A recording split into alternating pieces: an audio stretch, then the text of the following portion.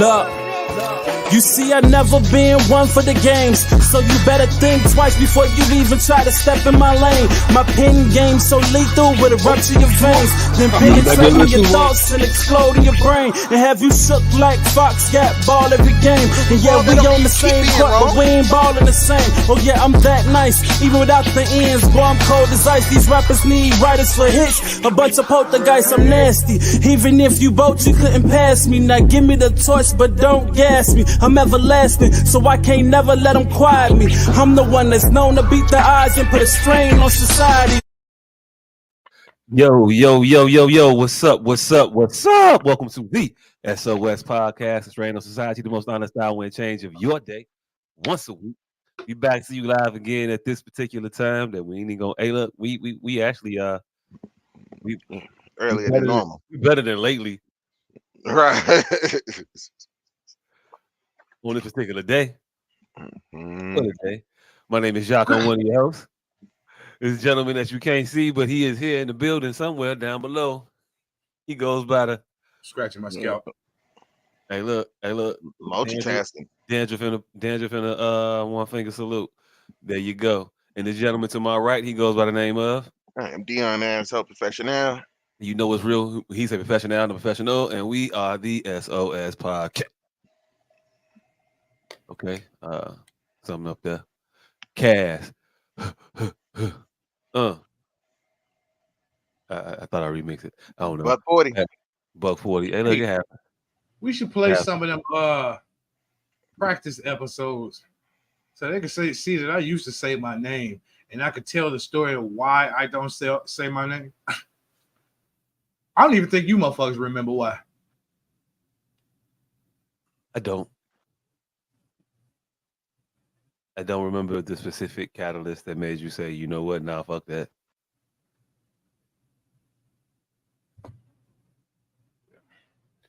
I don't know. Yeah, there's a very specific reason why I don't say my name. Say my name. It's a very quaint story. It has a lot to do with Charlemagne the God. Hey, look. That didn't jog my memory at all. Didn't narrow it down for you. Nah.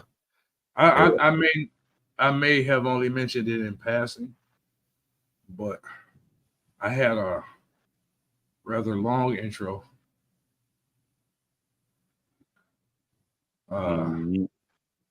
Yeah, I have. I remember most of the intro.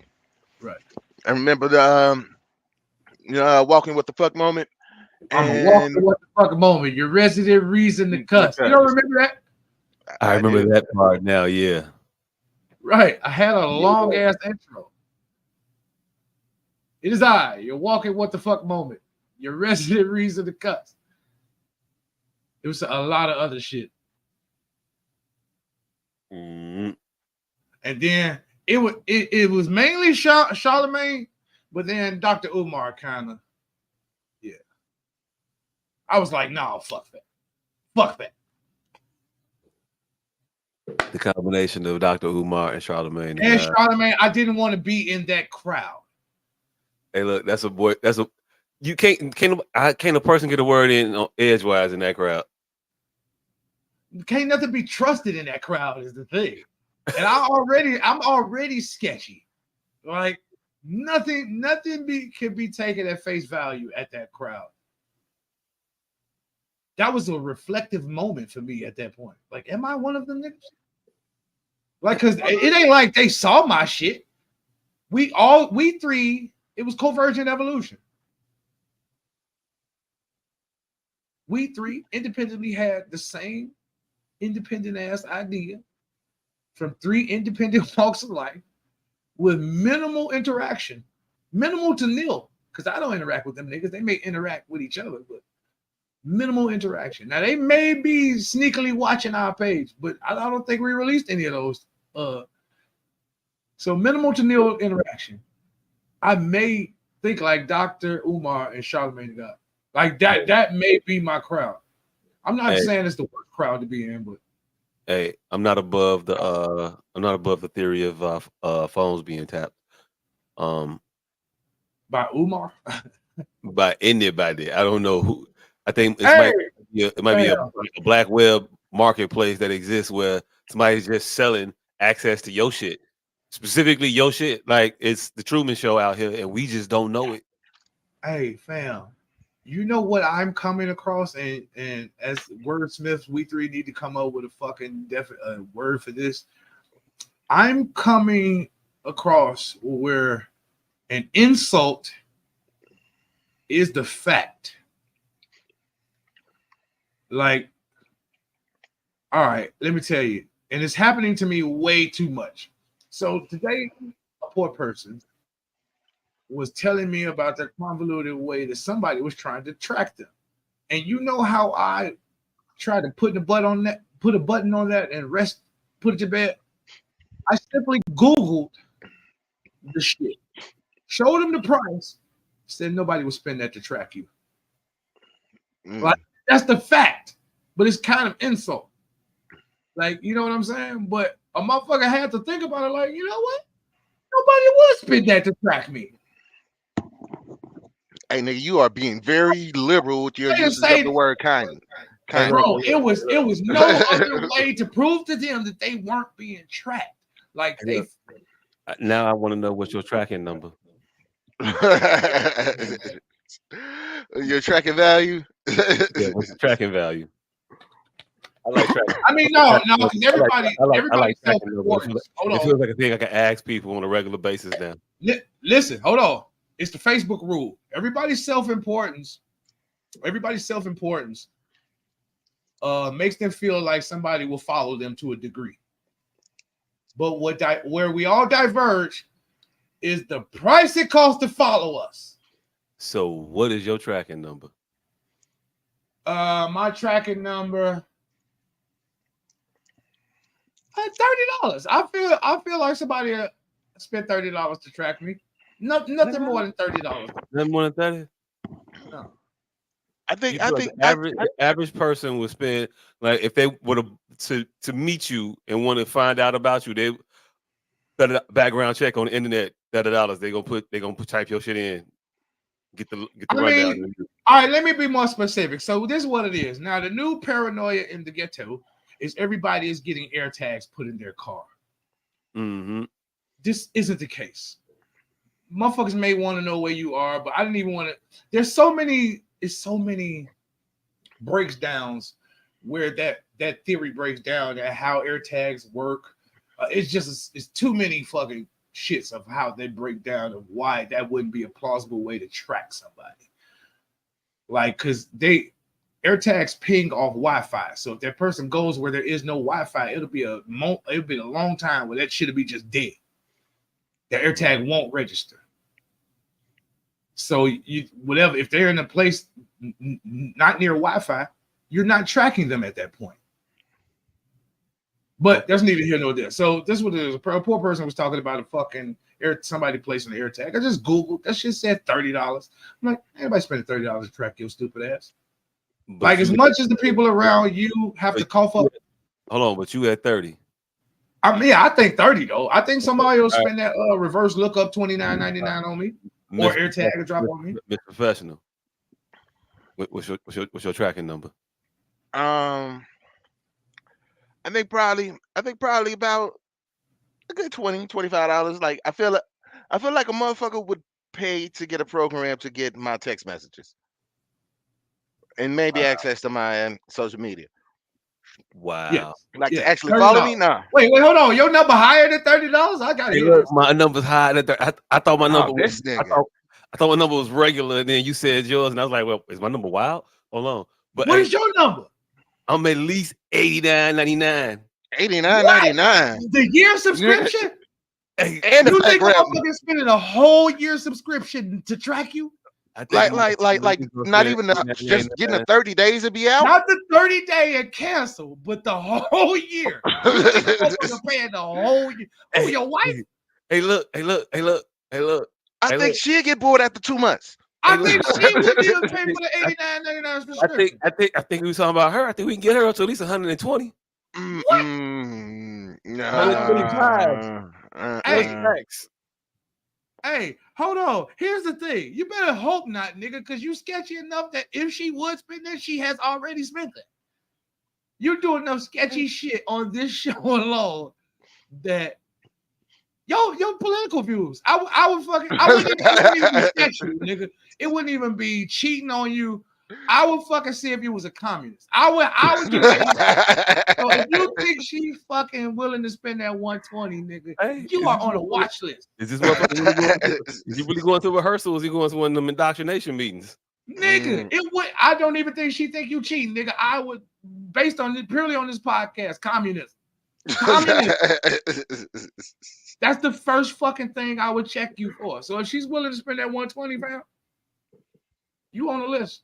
But no, $30. I think my number is $30. I don't even think a motherfucker spending that 50. I don't even think they spending the 50 of the street nigga who will hack all my shit for them. I think they stopping at the $29.99 reputable service that they know they could get their $30 back if the shit don't produce no fruit within the first 7 days. Hey, That's what I think my trackability number is. I think y'all selling yourself short. I personally spend at least $50 for each one of you individuals personally. I think you just doing that to show your appreciation for a friend, but I doubt it. Yeah. You're I think you had enough free $50 and we both done enough strange shit that you would have spent that $50. Wait, have you spent that $50 already? I think if you had enough free dollars and both of us had done enough awkward shit that you like, you know what? Today's the day. Doing on Thursday. Let me find out what these niggas really about. Hey, look. At this point in time in my life, nah. But there was a time in which there was a gap. I think you'd have got enough gift cards from fucking coworkers to spend that $50. hey, enough Visa gift cards. Yeah, look. So I think you're just shining us on right now. I appreciate you for it though. I appreciate you for trying to lift my spirits. I do have surgery in the morning. Oh shit. You gotta go under the knife. Yeah, man. Biopsy, nothing major. Yeah.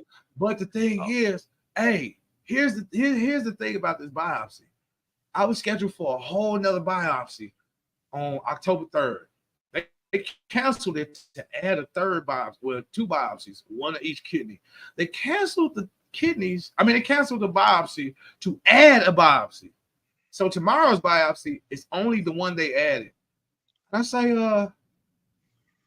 what happened to the original biopsies? They're like, we think this one would be easier to get to. Like, wait a minute. So, hold up. Y'all scared of that first biopsy? If I didn't need a second biopsy, y'all would have did that sketchy one. Y'all only dropping a biopsy because y'all found, we got another biopsy, people. Look, wait till you find out that the doctor performing that surgery got a jitter. Man, look. That's why he don't want to do the one next to the kidney. Hey, you go to the other side where it's clear sailing over there. You want to know what's so crazy? You know what also I got to do tomorrow? I have to go buy greens and smoked meat for a funeral for Friday for a guy who's mistakenly killed in a doctor getting a trach, and they severed his aortic valve. The one I'm going to get biopsy tomorrow. Yo. Right? So I got to buy the greens for a funeral for Friday of somebody who died from some shit that I'm finna go get done tomorrow. Nigga, have you not seen The Color Purple? Nigga. God is trying to tell you something. Nigga, fuck The Color Purple. Have you ever seen what the damn? With fucking Danny Glover as Satan? Danny Glover as Satan. This nigga know what I'm talking about. Sleeping with anger? Not sleeping with anger. Damn, I just pointed in 2 different directions and it pointed the same way both times. That it didn't though, but I was like, this nigga. 2 different. I know it just did it right this time, but I changed hands. That's how I know I pointed in.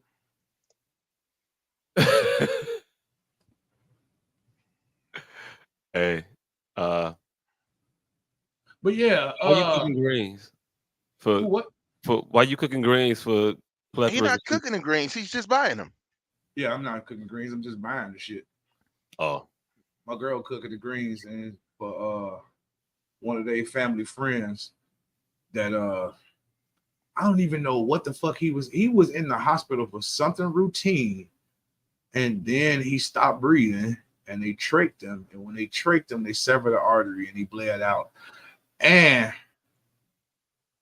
like everybody is like, that doesn't seem plausible. But you're the doctor. But the funniest shit is, I love when. Let me not say love. I appreciate when a doctor tells the truth. Motherfucker say my knife slipped. He said it was an accident.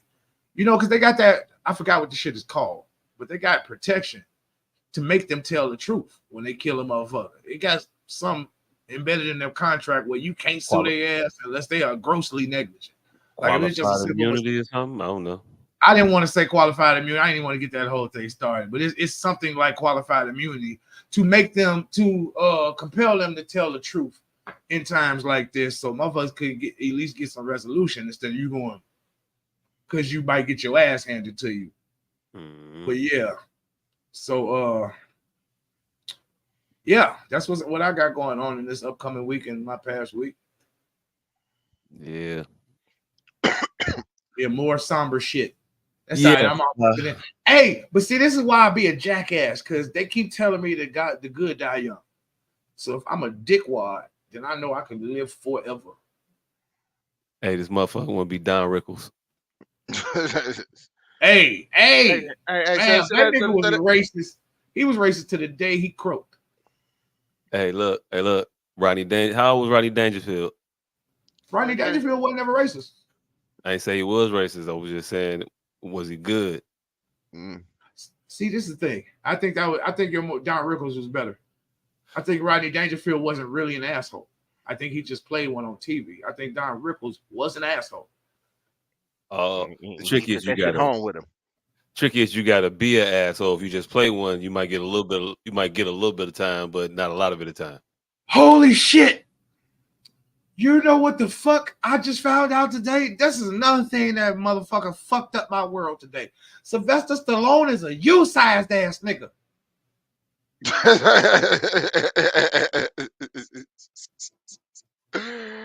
Oh shit!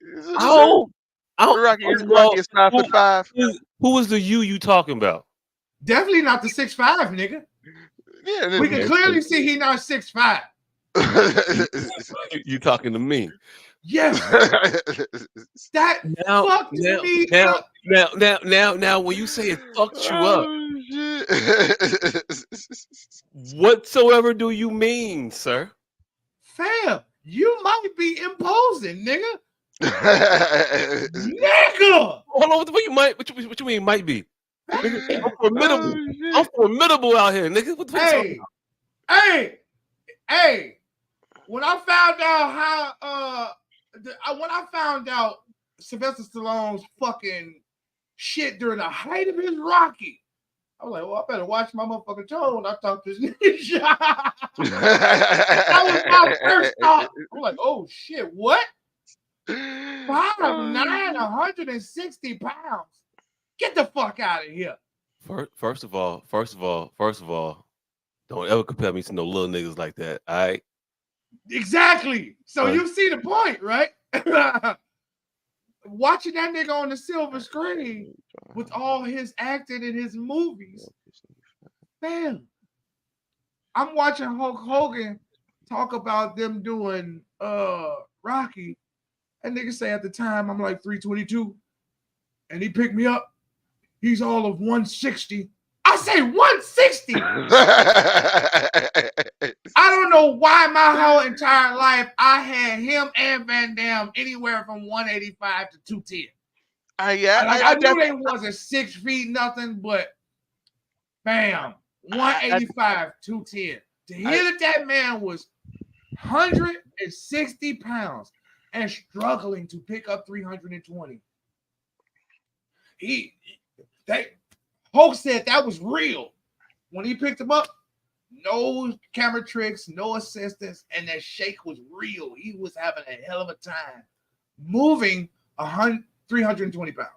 I don't see Jacques in his day of days having a hard time moving 320 pounds. I don't see. I didn't say far, nigga. I didn't say far. I think you could pick up Hulk Hogan. Like it ain't like he didn't fucking shoulder press him. He just had him like this. I appreciate that. I appreciate that. Back in my day, I was formidable. I was formidable. I'm talking about today. I don't think that. I know me today. I'm the type of motherfucker that I hurt my back regularly, and I don't know how. Like I knew how. Hey, if a motherfucker handed to you, I hurt the motherfucker again. I don't know how it hurt. I don't know. It just started hurting. I don't even remember. Hey, hold on. Wait. Well, I ain't finna get nothing weighty up here. Like, no. I could tell you like that. I could tell you how it hurt. One day, 26, 27 years ago, you twinged that motherfucker in that direction that day. And it became an injury that day. And your body has since that day have been sword fighting pain. This is what I think death is. I think death is the culmination of every systematic injury we pose on ourselves up until the day we croak. I think it's a culmination of everything in our lymphatic system, our systems. They fight off every single day. They fight off that injury. And we don't feel this shit going on. But once it gets overbearing, certain other things start fucking helping. And so the heart shut down. Are you Schoolhouse Rocking? Schoolhouse Rocking it, yes. Mrs. Frizzle taught me, man. White blood cells? I'm Miss Frizzle. Hey, bro. Yes. Yes, it is it's a very reductive way of looking at biology, but I think that is a more apt way than we currently look at it. I think it's a culmination of injuries that we don't fucking feel until our system is just overwhelmed. I think you may have gotten injured 33 years ago. It may have been the day you was born. You might have slid out wrong. The doctor's thumb went in your abdomen the wrong way. From that day, your body has fought that injury up until now. So dying of old age is a culmination of your soldiers dying off one by one. One by one. Yes. The last motherfucker give up the goat. Over with. Yes. Can't do it. I mean, it becomes more sloped as time go on. One soldier is exponential. But yes, that's exactly Hey, look. I'm with. Hey, we getting metaphysical today, baby, because I had a motherfucker thought today about a motherfucker not giving a fuck about time, and like, if he really didn't give a fuck about time, like, is there something you could do about it? There's nothing you could do about it. I did see a question you posed earlier about Rocky and Rambo. I read that. I didn't have time to comment on it because I had children coming into my room, but nigga, Rambo was in a remote, isolated. That's the same shit I said. Everybody keeps saying Rocky. I'm not a fan. I said no holds barred for a reason. Village of monks, and he was found in the middle of a kumite, dipping his hands in fucking glass and whatever else they could find in wraps. He beat the shit out of Rocky. I think so too. Rocky took a couple lefts and rights. For Rocky's double leg takedown of Tommy Gunn wasn't impressive at all. Hey, you're not gonna minimize Rocky Balboa, nigga. You're not gonna Rocky. He was a brawler, but I think people be too dismissive of these fucking very esoteric questions I be asking. Like they have some meat on the bone.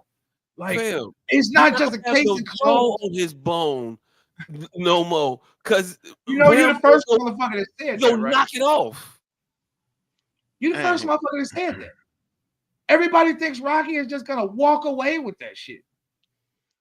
I'm like, nah, he may hit harder than Rambo, and there's no real proof of that.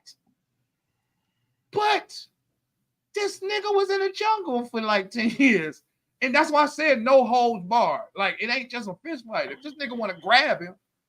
And to keep it fair, Rocky two-leg takedown, Tommy Guns, and like Rocky 4 or some shit. It was not a good two-leg takedown. It don't have to be. All I'm saying is he got it in his arsenal, so it ain't lopsided, is what I'm saying.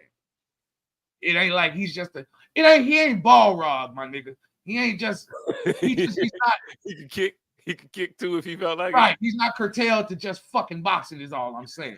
Rocky he has an arsenal that was fact-based in their world, is all I was saying. I point to this. But yeah, motherfuckers just say Rocky like fucking Rambo. Nigga. And then I was arguing with this nigga. He talking about, man, that nigga is fighting fucking construction workers. I'm like, hey, bro, you don't know what them niggas did in the off season. Back then, everybody had a regular job, nigga. You say you just think it's just a bunch of fucking car weathers everywhere. I'm like, yes, nigga, everywhere they had to go back to regular jobs. Just off in that Seattle forest when they had to fuck up Rocky, and that's why they fucked him up for no reason. They had all that year-long NFL angst. They mad about the postseason because they in that woods 3 months earlier because they got eliminated. Hey, just recognize the fact that Mr. T was still able to fit the shoes that he was duct taping after he got on, which means his foot been that size for a while. That didn't really make no sense, but it sounded cool. And I'm gonna be honest. I honestly don't remember that much of fucking Rambo. Like most of the Rambo that I remember involves him shooting shit. Integral one. You didn't see First Blood. Nah, yeah, you might have only saw First Blood. The only thing about Rambo that I remember him actually fight motherfuckers is, I think it was the beginning of Rambo 2 when he went to that little random ass small town and started beating people the fuck up.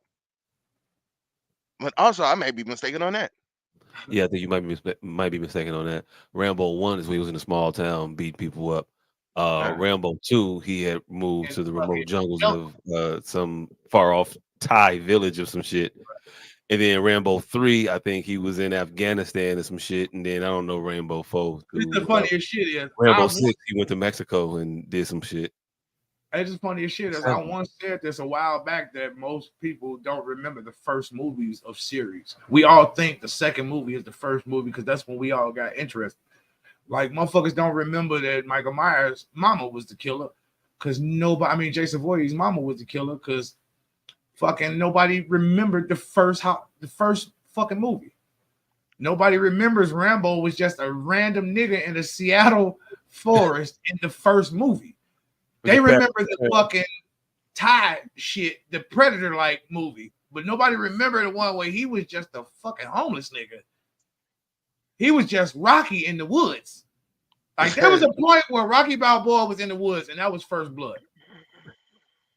Same slow ass nigga, same devil may care attitude, same leave me alone. Motherfucker down for nothing. He's just going for it all. Right. He broke out of jail on a dirt bike. Right. But motherfuckers remember that second movie as the first movie. And yeah. Mm-hmm. But yeah, I think Rambo may kick Rocky's ass. I don't know. It depends on how long they fight. Like if Rocky can outlast Rambo. Rocky got 36 minutes in him. Exactly. Oh. Rambo got 7-8 days. See, he ain't got 7-8 days of just randomly being punched, continuously being punched in the face. No, man, we talking about attrition here. Come on now. Hey, that's the difference, fam. You know the difference of a motherfucker having them 7 rounds over 24 hours and them 7 rounds every 3 minutes. That's a difference. That's a very much bigger difference. Man, he fought the entire police force. He was an elderly man when he went up against the motherfucking Mexican cartel. It did them a world of hurt. Not with a whole bunch of machine guns. Neither he was using pitchforks and batarang type setup shit. Like he got primitive on their ass. Fucked them up. This is after he had rested for 20-something years and some random ass broad found him in another jungle somewhere trying to fish. He said, "All right, I got you. I'm gonna fuck up some shit real quick because that's what I do." All I'm saying is, brother, I don't think Rambo just gonna run away with it, but I agree. I do think Rambo's gonna beat the shit out of Rocky. He gonna grab that nigga. He gonna grab that nigga and have a flashback of some Korean shit that he didn't tell nobody he went through. And he go, "Hey, look, Rocky got old and was like, He gonna push that nose up in his brain. I don't think too good no more. Hey, Michael B. Jordan. I mean, Apollo think Creed Rambo- did. I mean, I think Creed. Rambo I mean, what do we call you? Hey, I don't think too good no more. This I thing think Rambo may push. Hey, I think That's Rambo what may Rocky push got. Rocky nose up in his brain. that's when Rocky got old. Rocky gonna get fucked up. Oh, I got another question for you that I was doing a bunch of those. Once I got in this mode, I had 1 billion of those. Fucking RoboCop or a judge? Judge Dredd. Yeah. Mm. Whichever iteration of that movie that makes it the closest, goddammit, before we even get into it. Mm. RoboCop or a judge? I'm going with a judge. Oh, I'm going with a judge. I'm going with a judge. Hey, are we friends? Hey, you niggas just became best friends because I think RoboCop could take them niggas. I mean, RoboCop is slow as shit, but That's I It's think that slowness that's gonna be the factor, nigga. a judge got better weaponry than a warehouse full of C-level drug dealers. I mean, Right. but they both basically had the same style of weaponry. RoboCop didn't just have bullets, nigga. And later iterations, he had to choose your choop. No, but everybody he ever fought was just using 22s. Oh yeah, he was fighting like meth addicts. I mean, but they were both fighting the same people though. A group of Detroitian meth addicts. But he got to go up. RoboCop is slow and got shot a lot. I don't recall the judges getting shot a lot. The nigga's bulletproof, so shooting metal did not work. That is his big advantage. They are not bulletproof. He is bulletproof. Just with a 22. Just with the 22. He took some shells. RoboCop took some shells. Hey, look, they basically had to take him apart and torture him like a human. When motherfuckers started up in the artillery, RoboCop started feeling it. When they got when old boy got the motherfucking big guns out, when Red from that 70s show. That's a big ass gun. Woo! When he blew up old boy ZR385. This Corsica 3000, when he blew that shit up. Hey, look, they was fucking RoboCop up with them joints. Boom! Woo! I buy that for $1. Buy that for $1. In jerk. Hey, look, that was a wild ass movie. That was a wild ass movie. Most people don't remember that first iteration of that movie. That was a wild ass movie, boy. They shot shit out of Murphy. Nigga, they really unloaded on that nigga. And we think of that shit like a children's movie. It was not. It was dark as fuck. He took a shotgun and was just playing with this nigga.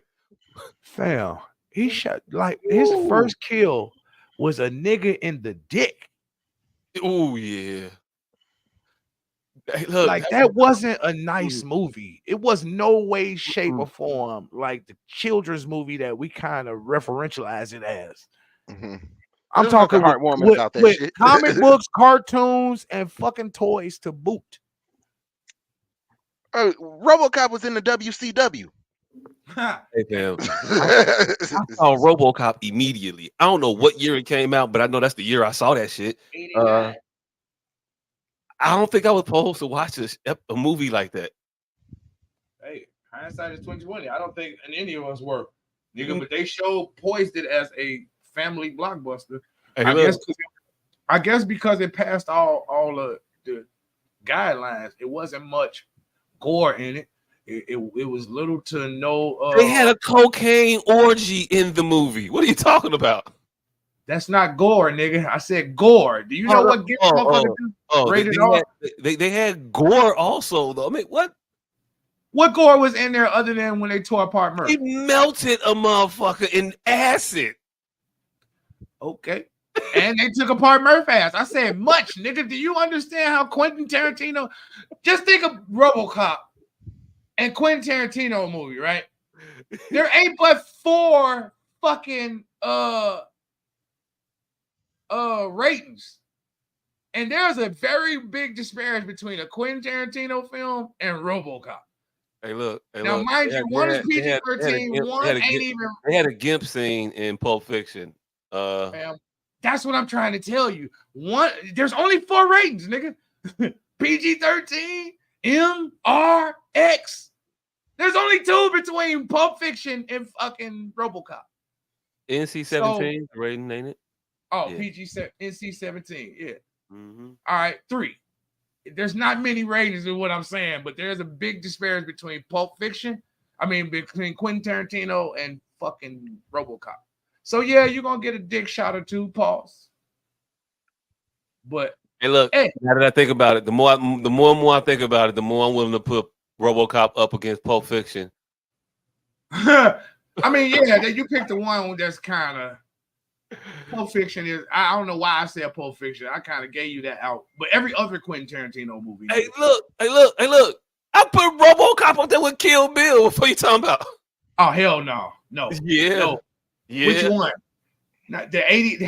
The Kill the 66. It's a scene called Kill the 66, fam. There is no scene like that in RoboCop. Hey, look, man. They had an entire police force shoot at this motherfucker down a parking garage. Come on. Okay, I'm with you. Are we talking about blood and holes and humans? That's what they have decided is over the line. I'm just talking about ratings. Hey, look, I'm just talking about the movies being every bit equally as aesthetically scarring to a young child. You might need to bring that shit up at the RIAA, brother. Hey, look, I don't think a child, when I was watching the age I was when RoboCop came out, I don't think whatever age that is, you supposed to have saw Kill Bill 1 either. Touche. I don't think we should have saw any of that Stephen King shit that was coming on Channel 7 neither. That they made whole family engagements because it was once a week. Like you had to watch that shit for like a month. The Stand, Langoliers. TV movie of the week. Joint. Yeah, it was one of those. Mm-hmm. Like Stephen King did that shit religiously. Would put not a movie of the week. It was a fucking 7-part series. It's a mini series, yeah, but it came on like Sunday evenings and shit. Yeah, Langoliers, The Stand, all of them crazy ass shits that they made it on Channel 7. Like they were family. Hey, get your family together. Watch this clown kill baby. Gather around the television box. Gather around the television. Watch this clown kill children exactly your children's age. And you know you don't watch these motherfuckers. They be spending a lot of time by themselves. Hey, look. Look at this shit right before you send them off to bed. Right before. All right, now. Time to turn in, go to school in the morning. Lights out. What you mean, lights out? We just spent the last 2 hours. Look at them motherfuckers get fucked up with lights out. What you mean? Go to bed? No. No. Time to act up. Wonder why niggas was acting up. Nigga, monsters. Motherfucking Tales from the Dark Side, nigga. Bunch of shit that came on at 11:30 that I shouldn't be watching. Hey, look, Tales from the Crypt. No. Tales from the Crypt was not Tales from the Dark Side of monsters, nigga. Tales from the Crypt. I said it was. I said it was, but it used to be my shit. Oh yeah, it was my shit too. But we didn't have HBO, Mister. Nobody had cable. Now Tales from the Crypt was your shit. It was. I just named the two that came on Channel 9, nigga. You talking about the one that was on HBO? You used to be able to get Tales from the Crypt from the video place, the rental place. G. I definitely wasn't written no fucking anthology. Who the fuck rents anthologies, nigga? Niggas without cable, motherfucker. No. Ask anybody if they ever rented an anthology. Nobody. Hey, auntie, you ever went and rented Dallas Dynasty? No, nobody rented. This came on regular TV. I ain't know you could rent that shit, but hey, yo, you could rent Tales from the Crypt at the damn movie store. Yeah, you can rent all Why of can't that. think of the name of that place? Huh? I keep saying movie store, video rental place. Blockbuster, nigga. Blockbuster. Family Video. Like the family videos, but not family video because that was a chain too. I mean, like the one-on-one motherfuckers. The shits with the cats in there. But we used to call them a thing. The video store. Yeah. That's what we used to call them? The video store. We going to the video store. Okay. To rent some movies and a game. We was going for the game. Yeah, we was definitely going for Nintendo games. Yeah. I'm pissed off that I didn't know you could fucking. I didn't know you could change them fucking cartridges, the brains out of them motherfuckers to way too late in the game. That is one of my biggest regrets. That and the kick in the head, like Megatron. Like those are my two biggest regrets in my life. Like I didn't understand sooner that you could steal people's video games from them by just unscrewing it and replacing the fucking motherboard. Hey yo, imagine the fathers frustratingly going back to a damn store. Like my son said, this is Mario Brothers. Damn. Imagine the niggas, fam. We think of it as a crime and we laughing at it. But imagine where the niggas who found that out genuinely are right now. Like, they probably like at NASA or some shit. You got a lot of optimism. It's a lot of air. It's a lot of air in there. It's a lot of wiggle room from fucking stealing Nintendo to NASA. But just think about it and project. You gotta be that ahead of the game. Think about it and project. Not ahead of the game. Apt to experiment. One, not fuck up. Two, that's the confidence to tear up your game, brother. A nigga ain't finna get another one. The confidence to open that motherfucker up. That speaks volumes. That is a captain of the industry right there, nigga. Like I do a lot of shit. Or just a badass destructive kid that figured some shit out along the way that had badass destructive tendencies that carried on to young adulthood to where they got destructive and it didn't turn out too well no more. I don't know, man. I'm like a glass half full type of nigga. I said you were very optimistic in your predictions. I ain't having that now. Glass half full is optimism, nigga. That's just realism. Because it could be half empty. Because the half empty one is the pessimistic one viewpoint, and the half full is the optimistic viewpoint. I thought that's what we were referring to when I'm a glass half full type of guy.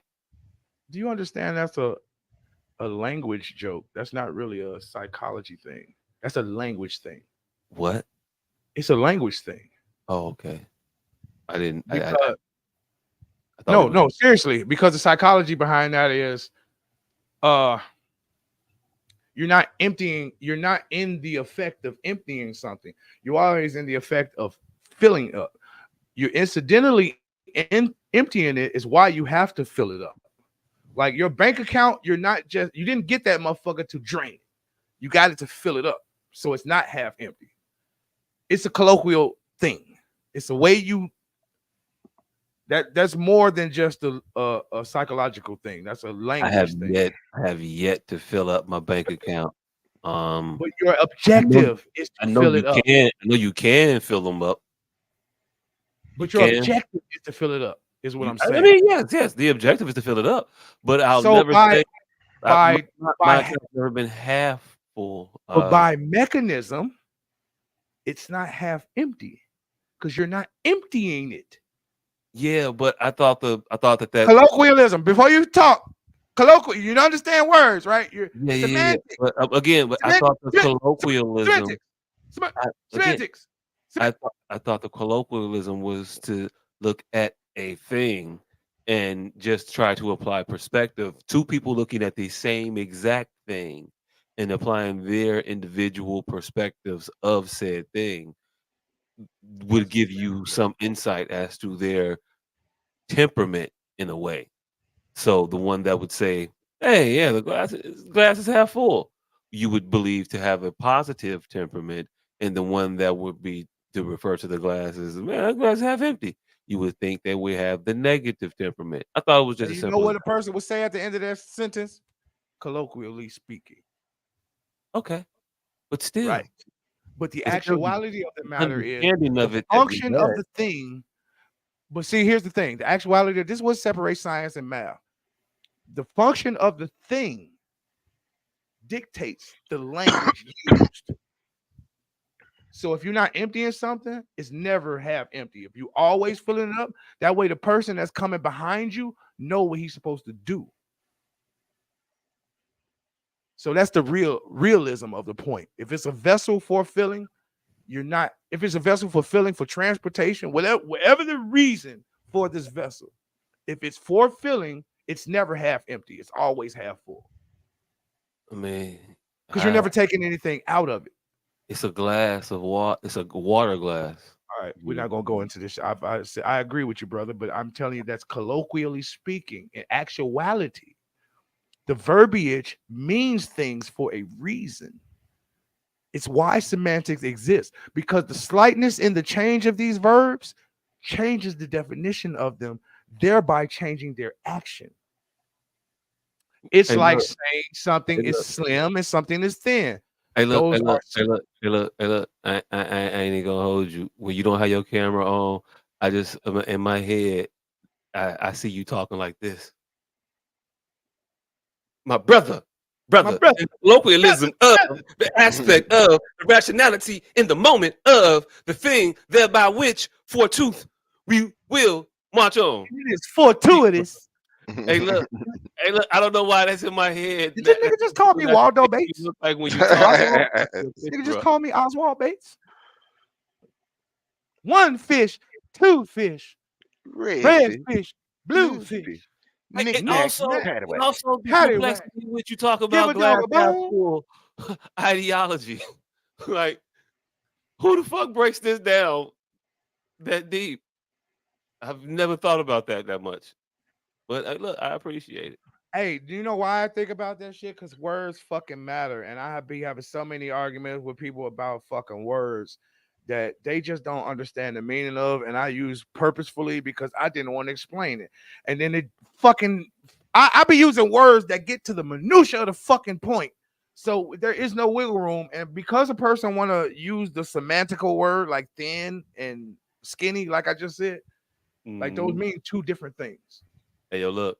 If I'm ever in the room and I'm having a conversation with some people and I just say, I'm a glass half full kind of guy, and I have to like explain that point, I don't want to have that conversation with that group of people in the room no more. Like I know at that point I need to find another group of people in the room to talk to.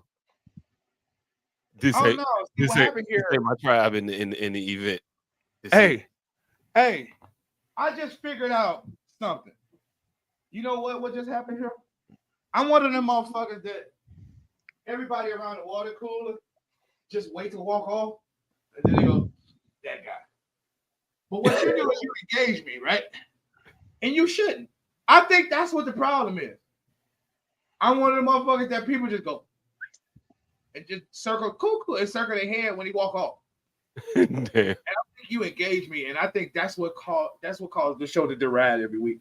Because this one, for instance, what just happened here was all I said was just a water cooler point in passing.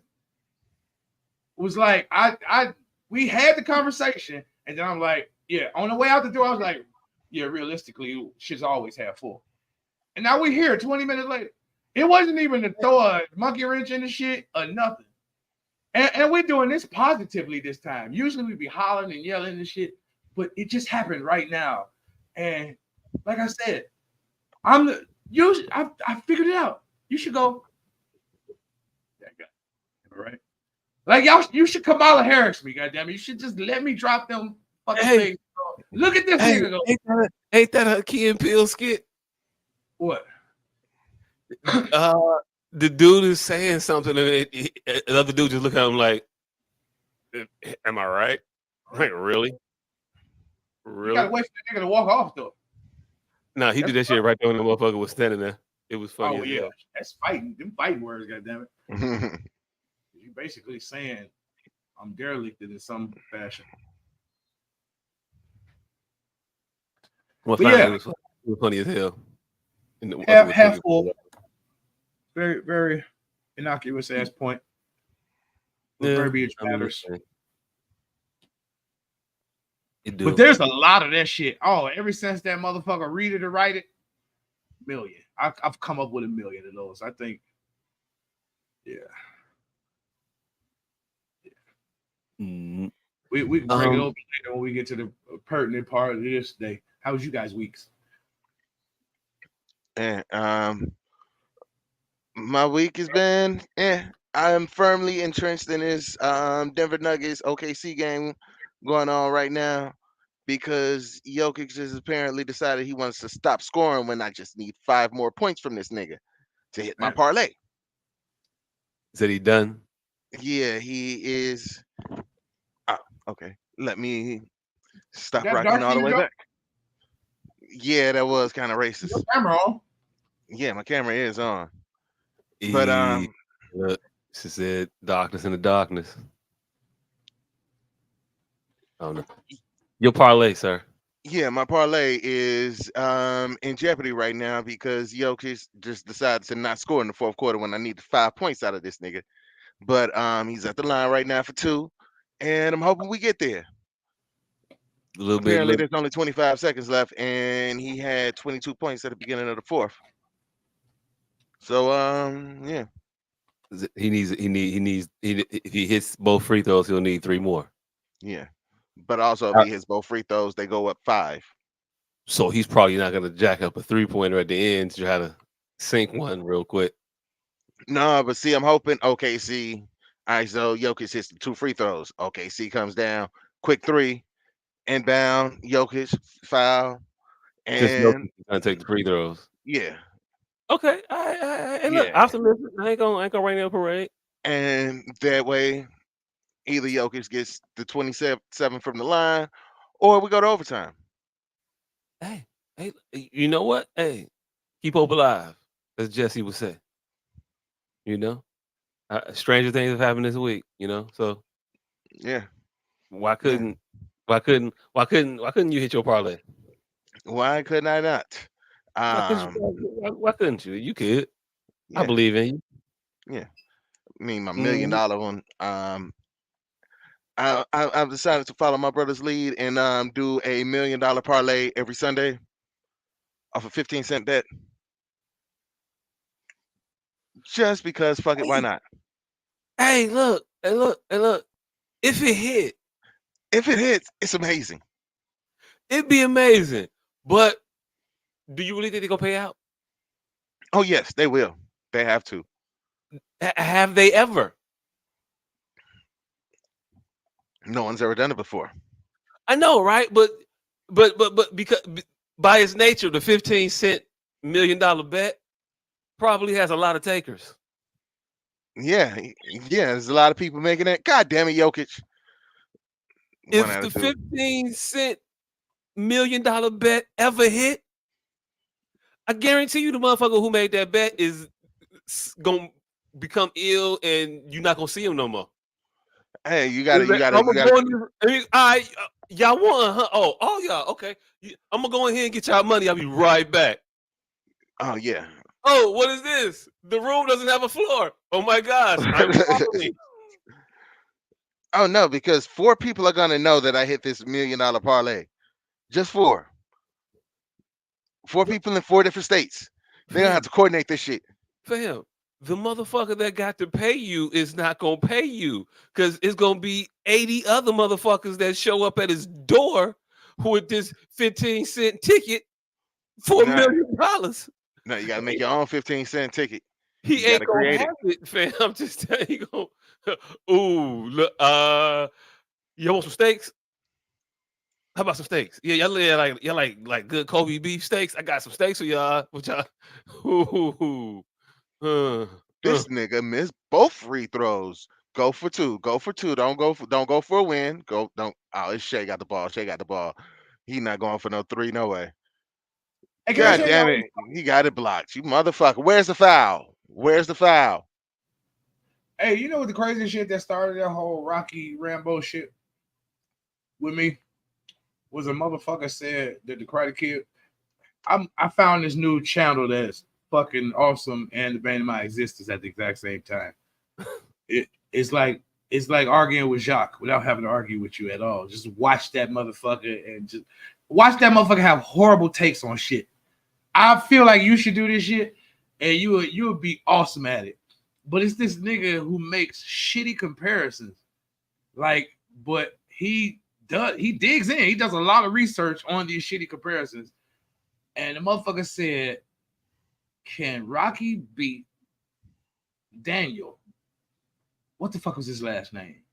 Daniel Saunders, what they was calling his ass. Yeah, Daniel LaRusso. Daniel LaRusso. Could fucking Rocky Balboa beat Daniel LaRusso? Nigga. And they said it ain't even close. Daniel will whip his ass. Hey, I'm telling you right now. Telling you right the fuck now. What? That's motherfuckers just trying to seem esoteric for fucking no reason at all. And what if hinged on? Are they going Hill Valley point scoring rules, or are they going Okinawan fight to the death? Okinawan clearly, goddammit, because they have to get that icebreaker scene in it to even remotely make it a fucking. All I know is I saw Danielson in both scenarios come out victorious. We talking about the will of a motherfucker right now, right? We measuring the will of Rocky against the will of Daniel LaRusso. I don't know. Fighting. I don't know. No, we talking about the will. Because hey, look, no, fighting. That's the only way I'm engaging in this conversation is the will. We ain't talking about the size of the dog in the fight. We talking about the size of the fight in the dog. We talking about the fucking 32-year-old Rocky Balboa fighting 17-year-old, 16/17-year-old Daniel LaRusso.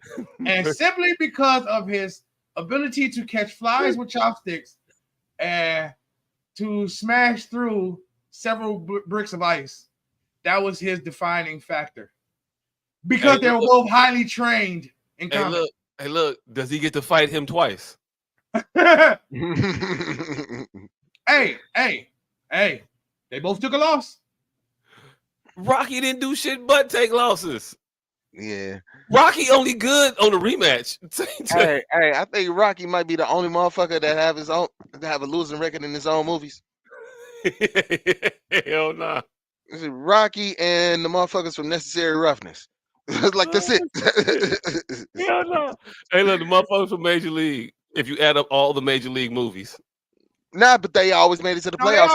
Not in all the movies. I thought most of the movies they lost. Nah, one in the first one. The first one they made it to the first round of the playoffs. They ended up winning the division, got swept, and then my F's wasn't losing. That's Willie Mays Hayes, brother. Right. Willie Mays Hayes went off to New York to sell crack, and and the DJ from and the DJ from Queens, who was on the run from a murder, came and took his place. Stepped up and made sure they didn't lose. Hey, another game. They cleaned up Hitter. He started doing commercials, voiceover work. Hey, that is fucked up. All right, so got a speech coach work through his accent. New Jack City and Juice are both sequels to Major League. Hey yo, fucked up. Hey look, one's a prequel. Yeah, both are prequels. Juice is a prequel. New Jack City's that's a continuation. Yeah, we got with the Willie Mays Hayes universe. when Q threw his hood up and walked off, he went to go play baseball at a local college. Couldn't hit for shit, but somebody noticed his speed. Somebody noticed his speed, right? Oh shit! Hey, look, same ass Butterfingers. He couldn't hold on to shit on that rooftop. Hey, but Hey, but the nigga Quick Hands being the DJ came to hand the Quick right hands, coach. quick feet translates. Mm-hmm. Oh shit! I think I just took a.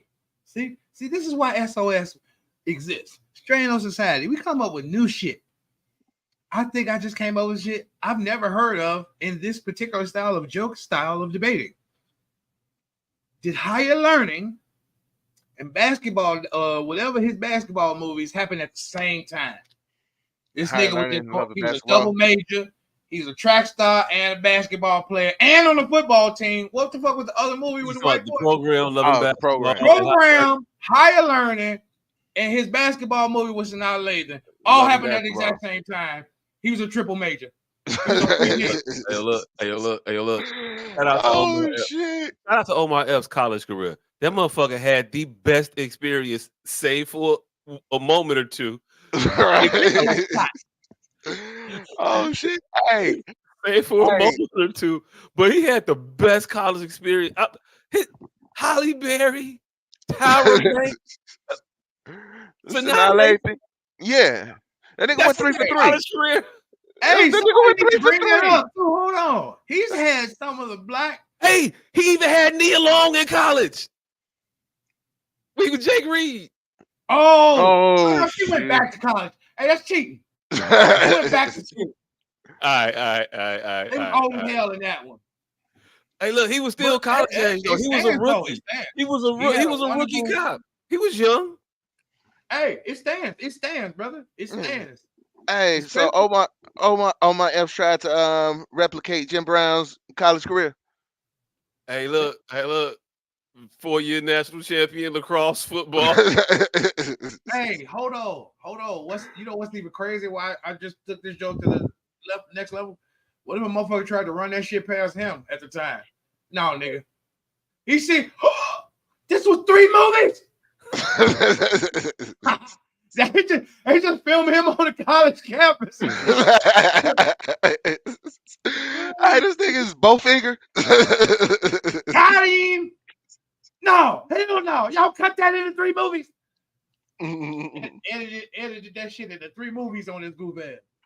That nigga signed 1 contract.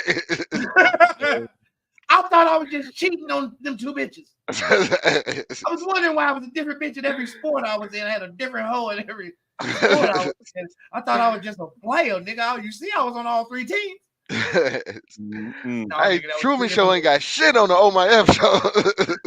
Ain't got shit on the Omar F. Omar F's gotta be one of the most motherfucking blessed actors of all time. Yeah. Since I've seen Omar Epps on TV, I've never not seen Omar Epps on TV or film. He's never not worked. Since day one. Hey, that might not be a good thing though. He might not have never been able to not work, mother. Some of these motherfuckers are taking high like fucking Joe Pesci did. That. We swear we saw him in more movies. That nigga did 3 movies his whole life. We swear we seen that nigga in 40 movies. Hey, look, we saw him in 2 Home Alones. And Goodfellas. In all the mob movies. Two versions of Goodfellas. Yeah, two Goodfellas, 2 Home Alones. When they said his 10th and final film, I was like, 10th? What? Nigga, no, I seen him in more movies than 10. I've seen him in more movies than 10. Actually, technically, he did 3 versions of Goodfellas. I forgot to straighten Netflix one. That's the one I'm talking about.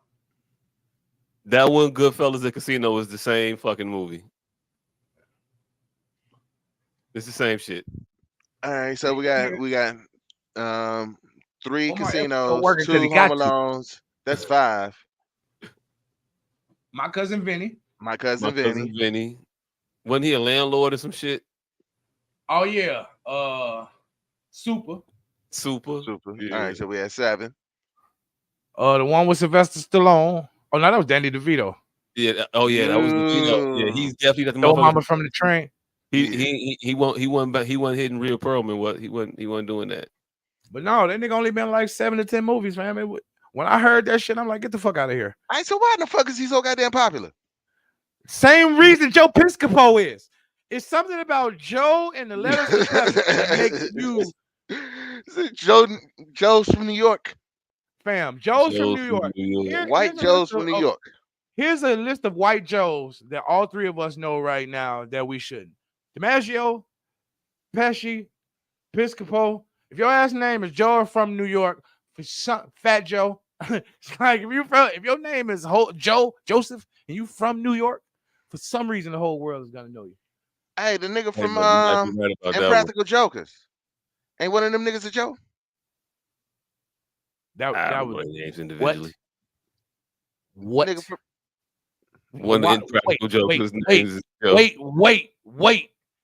We're stumbling upon something here. Do you think Impractical Jokers is a very popular show? I think so. Is it not? What? I have seen 0 episodes of that shit. It's not. It's not. It's not that popular, sir. That shit don't even pop y'all up. Be shooting. I'll be telling y'all. I swear to God, I'll be telling y'all this shit every week. Y'all think I'll be criticizing y'all. I'll be saying y'all be shooting from a very small window, and y'all don't know that. Y'all are very unique individuals, and y'all just everybody don't watch Impractical Jokers. Fucking no.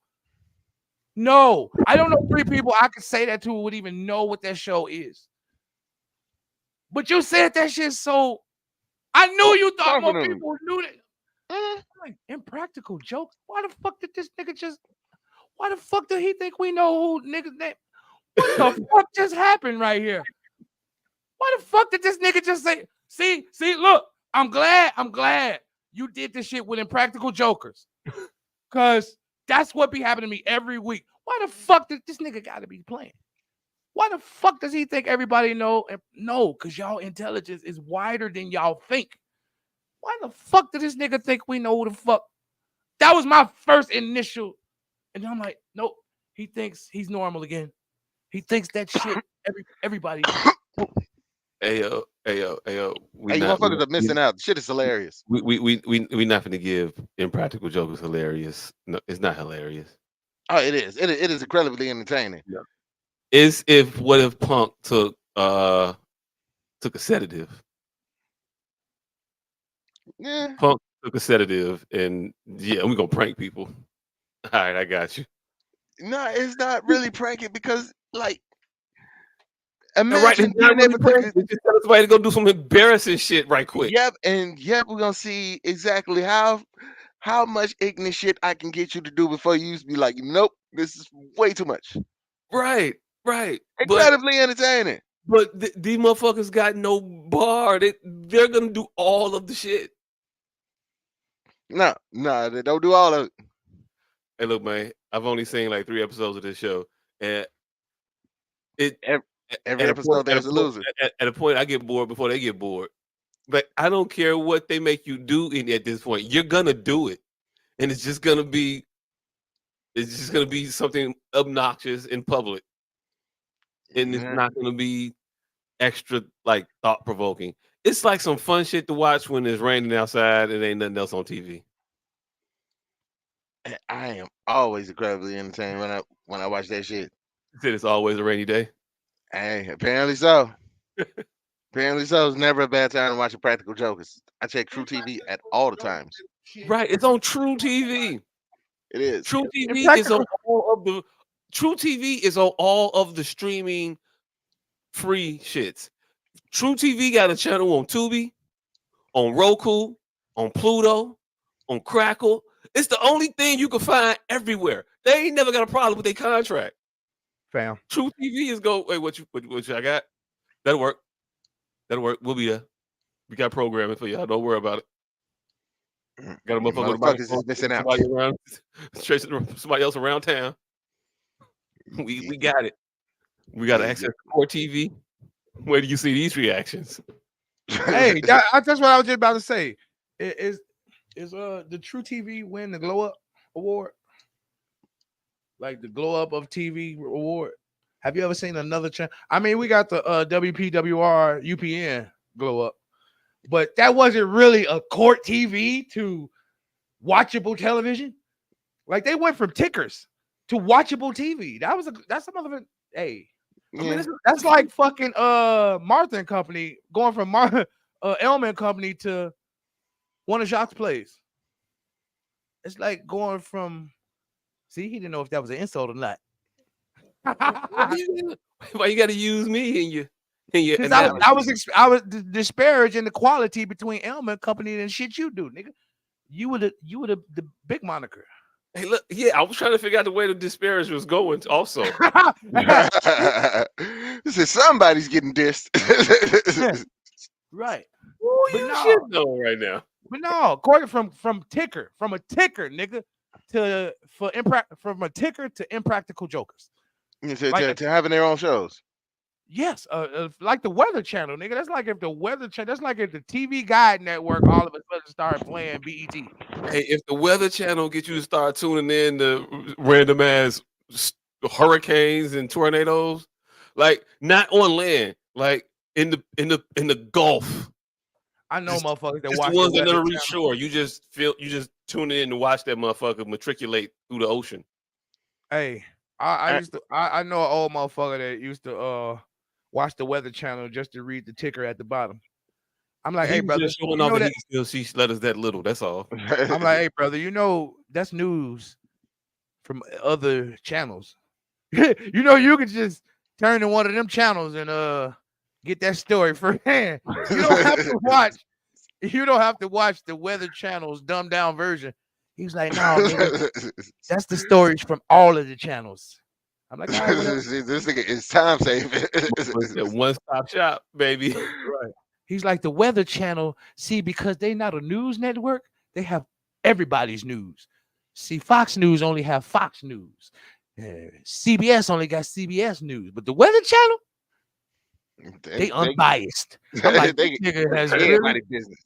this nigga has weighed the efficacy for of real. hey, this nigga has weighed the Right efficacy of the outside. production team at the Weather Channel, nigga. And, It's hey, like- when the nigga hit me with the, hey, you know, Byron was about to buy. Byron Allen was about to buy the Weather Channel. Hey, look, I'm like, don't he own the Weather Channel, He nigga? owned the Weather Channel. Shit. Right? I'm like, nigga, don't he already own the Weather Channel? See, I told you it's already Hey, look. planned. It's already Hey, look, Byron Allen owning the Weather Channel is like a motherfucker getting Baltic Ave. No. Look, hey, look, Byron hey, look, Allen look, owning look. the Weather Let Channel me is finish. like, Let me finish. oh, all right. See, you don't even know where I was going with it. Yeah, you better put 7 hotels on that motherfucker. It might not seem like nothing, but everybody gonna hit that bitch. 7 hotels on this motherfucker. Right. Let me have Baltic Avenue and the other one and 7 the other hotels purple on this motherfucker. motherfucker. And watch your stupid ass go down. Yeah, and all right. Watch me rule the world. Watch me I rule the can world. agree No boardwalk. I ain't getting none of the orange ones. I ain't getting none of the motherfuckers. I ain't getting none of the light blue shits. I ain't getting them either. I got this dark purple motherfucker right here. They need 4 utilities. Fuck you and the railroads. Pass go if you feeling froggy, motherfucker. Guarantee you gonna see me. See, you too busy running from boardwalk, and you done ran right into me. Yeah, thank me. And motherfuckers be happy. Motherfuckers be happy to land on you. They be like, "Ooh, oh shit, ooh, thank you, Baltic Avenue. Oh my, ooh, I'm glad I'm there. Yeah, all right, cool. Just keep being happy that you keep rolling them 11s, motherfucker. Yeah, round your ninth pass round go, you gonna find out that shit ain't as easy as it once was. Wait a minute, you got a house? Before you get a house? Hey, it's always the third house that bother motherfuckers. Hey, look, cause you be so far around the board, you don't even notice some houses in the beginning of this motherfucker no more. Everybody somewhere else. I'm just putting houses on the beginning of this bitch. Like, yeah, come on. Roll a double, motherfucker. You want to? Look at that. Look at that. That'll be $600. Oh, you don't have $600. Hey, nigga, houses on Baltic are like black people in white neighborhoods. They don't notice until there's 3 of them. At all. At all. Wait a minute, what's going on here? Not a problem till it's 3. Wait, what's going on here? Hold Motherfuckers on. be talking shit in your face. What you want? $12? Here you go, $12, nigga. What? Keep it up. And then that 12 turned to 200 real quick. Keep it up. I'm gonna get all these purples. Meanwhile, you fight for utilities and shit. Right. You trying to duke it out with this motherfucker trying to get a monopoly on electricity. Right. Nigga negotiating for waterworks. Meanwhile, I'm over here working this water, nigga. Working this water out, motherfucker. Got a well over here. You don't know nothing about it. Ah! Oh shit. Hey, speaking of economic plans, we got topics. Yeah. Hey, look, yeah, my economic plan is boiled down to simplistic. Hey, look, I simplistic swear I have monopoly lost strategies. thread of what the fuck we were talking about. You say what? Hey, I'm dead ass. Cause I've been trying for the last 5 minutes. I didn't put up the whole shit. I'm like, we were talking about something pertinent here. And I have lost the thread. What a well-placed joke it'll do it. Hey, we'll go off on 10 just like a motherfucker. Hey, and I've turned the sound off on you niggas, so I can't even hear it because I didn't want y'all to hear the other shit. Now I gotta turn this back on. Hey, There you go. Now I can hear you. What'd you say? here we is. Speaking of economic policies, we got topics. Thought you about to say we got a new president. Hey, That is apparently topic number 1. hey, look, define new, because I think I had it already. What you mean by new? This shit smell used to me. Need the Carfax on this one. Right. Motherfucker been through it before. What you talking about? New. Yeah, so we had a referendum on everything yesterday. Yeah. A lot of things happen. Hey, look, turns out the sky is falling and panic on the floor. I don't know. Donald Trump has been reelected as president of the United States of America. Yes, this America. Our Yeah. America. Yeah, the Republican for which it stands. All of that shit. He got back in office yesterday and he did not do it quietly or humbly. He beat the shit out of her yesterday. Yeah. Did he end up putting up a 300 piece?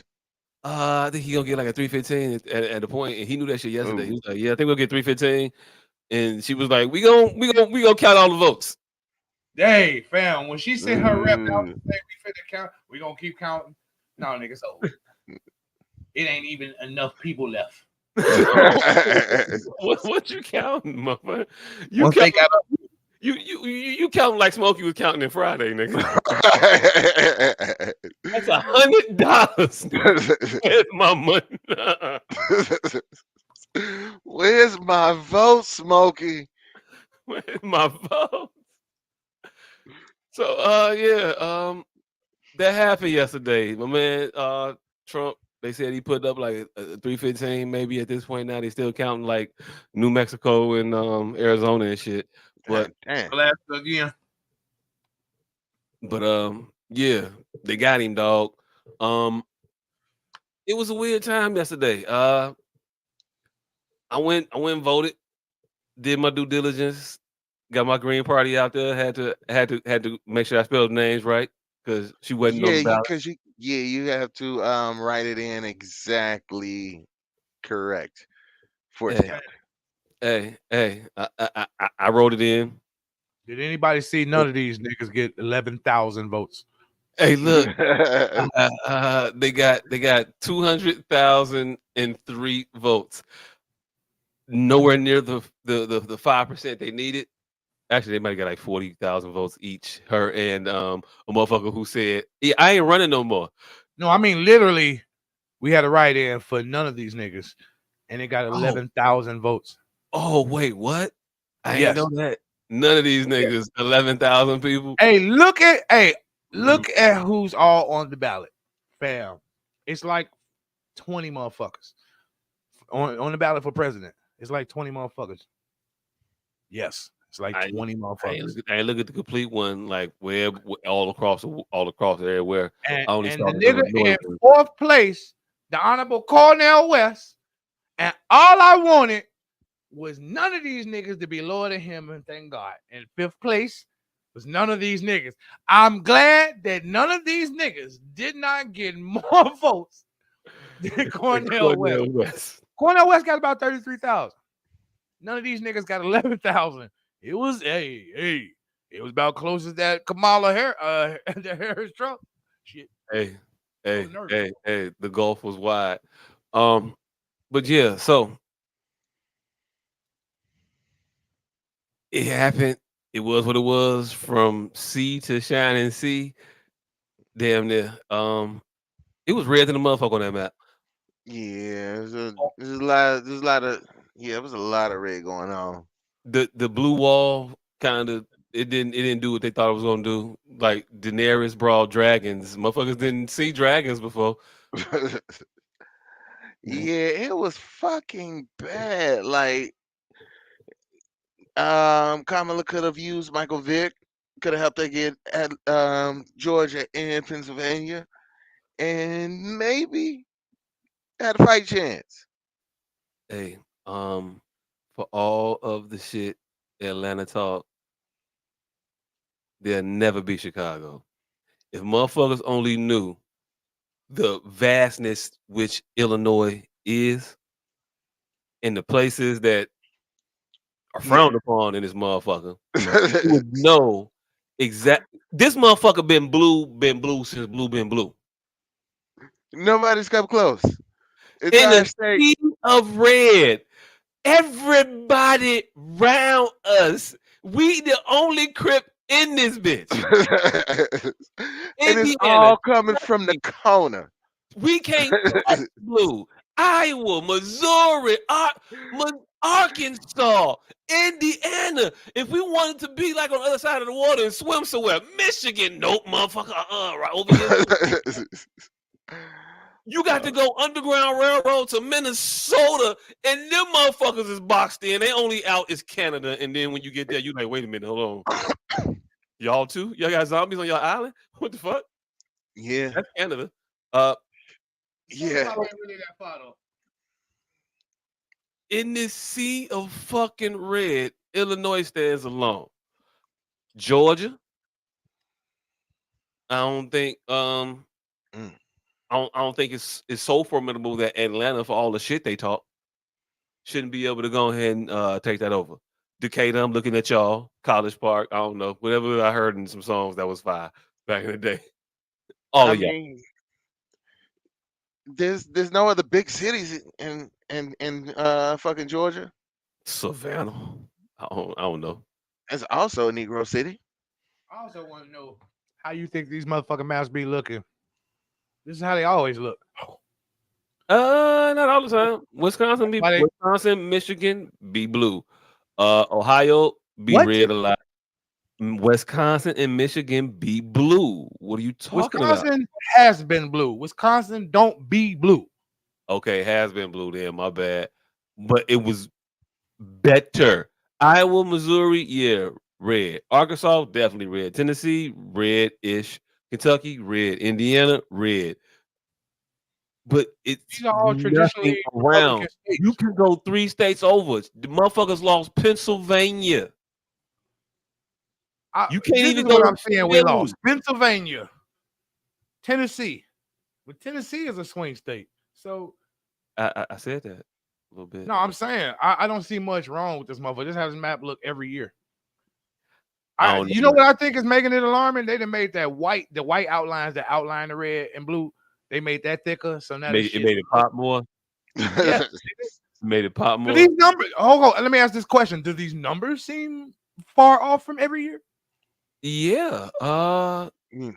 Yeah, the fact that the Republicans like actually won the popular vote. That's different. They won win a lot of popular votes. That's how they get Republican presidents. No, they haven't won the popular vote once, out of their last 20 years worth of presidents, like once since the first W. I mean, So the first five, Bush. so 5 terms, which really ain't a lot. Well, it wasn't like this with Obama. Oh no. I'm When sorry. I don't mean that it's always red leaning. What I'm saying is it's roughly this every year. This isn't a landslide, motherfucker. This is I, a close race up until he pulled away. I think it was a landslide. I think when This is motherfuckers what you consider a landslide? yeah, 295 right now on the map. We're looking at the 226. Wow. That's a landslide, G. What was it last year? I don't remember It what it was a was. lot closer last year. It was a lot closer when Trump won the first time with Hillary. You see what It we was was talking about language and why I corrected that everything is half full shit depending on the fucking I it's don't know. usage I don't know. I thought it was because a this lot isn't a closer. landslide in my opinion. And because we Okay. can't tackle that verbiage down, the conversation is gonna be hard to navigate. I don't think this is any different other than the fact that this is a Republican heavy I don't know. They're saying that she did historically bad, fam. They're saying that it was historically a historically wide gap for an incumbent administration for a person that had not even for a person that came in and did worse in every county damn near. I think she did ended up doing better in a couple. But when they brought up the map yesterday, Wolf, oh does not this Wolf, map look much different to what's the you? other white boy name? Not Anderson Cooper, the other motherfucker that be there. He pulled up the map and the guy asked him, "Where is Kamala overperforming from last presidential election with Biden?" And he pulled it up on the map. He hit the button that had that queued up, and it lit up everywhere that she had done better. And the There's three map was counties. black than a motherfucker. And then Is he that said, once you well, just "Let's wait a is it one- second to see it. Like, let's see let's let the pop up disappear." And the pop up disappeared, so you can see the rest of the East Coast. And it nothing lit up. It was is she the did one of our it was better nowhere. She got less of the black vote than Ma'am, you Biden just said did. that 9 different Less ways. You of just said that 9 different Hispanic ways. vote than Biden did. She You just got. said that 9 different ways. Does I mean, she does went that down. She did worse in every you said category. that 9 different we get it. We get it. Well, no need for a 10th way to say that shit. Okay, my bad. Does that picture that our producer just put up, does that look much different than this one to you? Put the other one up. I ain't see what you put up. My bad. It's 2016 when Trump beat Hillary. Y'all said the map don't ever look like that. Does this Hey, look, one look much different to hey, you? look. I thought it was closer with Hillary and Trump. And it So was no, it doesn't hold on, look hold much on. different to you. Scroll back up real quick.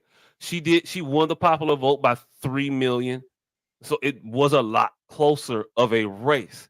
I said the map He looking. Does the map look? the map looks very much the same. You know Yes, why? it Because the does blue look the states got same. most of the people in them, and it's Huh? always gonna look like that. Hey, look, cool. Gotcha, guy. It did that time. She lost Michigan and Wisconsin also.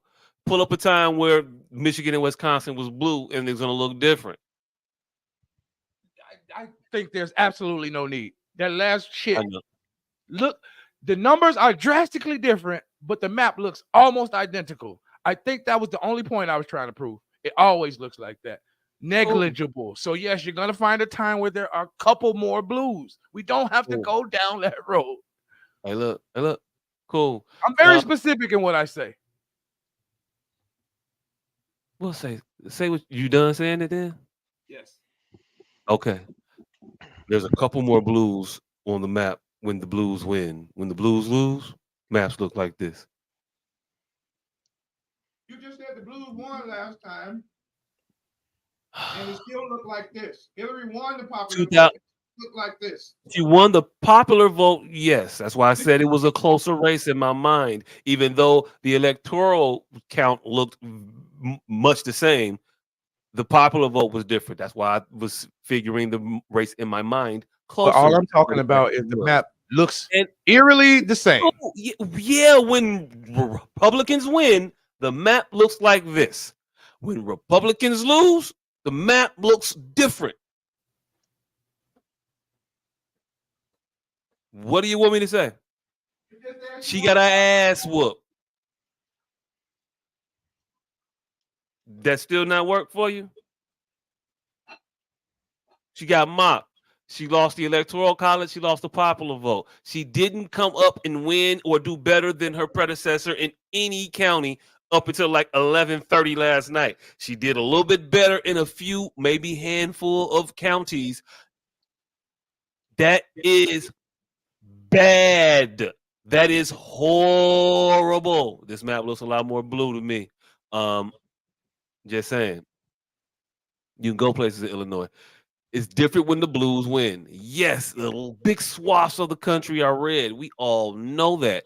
But if you look at the vote count, I think Biden won that popular vote in this one too. But I think it was a very slim margin that he had won by. I can't remember what it exactly was. I think he won by maybe, I don't know, 2 million votes or some shit like that. What was it? Oh shit, he got his ass kicked. I thought it was 2 million votes. It was way more than 2 million. It was 7 million motherfucking votes. Hey, look, Donald Trump got his ass whooped worse than he whooped Kamala ass last night. That's crazy. That's crazy. Hey, look, what if Joseph was right?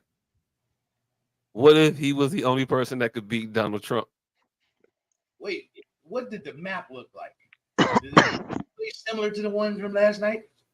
Bluer. We already showed it. You don't be paying attention. Now we got to go circle back. That's why I asked, motherfucker. I asked. That's the purpose of asking questions because I wasn't in here. I know. Stay in here for more than the two seconds while we talk about the thing you want to fight about. It's only Nevada and Arizona is making this motherfucker look different, fam. Michigan, Wisconsin, Michigan, Pennsylvania, Georgia. Oh my God. I know, right? You would say that it was blue when it was blue. Huh? I know. What the fuck do you be saying? Do you be saying I'll be following you, but there's at some point these conversations they go rudimentary, they go philosophical, they go. What are we talking about? I said she got her ass whooped. I said they said it was a historical ass whooping, and we were flushing the conversation out. What? I'm trying to explain to you what I'm talking about, and you don't want to hear the explanation. Because that wasn't what I was talking about. What were you I was talking about? about the map and how it looks. And my question to you was, doesn't it always look like that? Because of population. My answer could have been answered a long time ago. Dion could have just said because of population density, and we could have moved the fuck on. But they always look like that. And you with these negligible ass blue state flips are not going to make that map look any less like the exact way it looks every fucking year.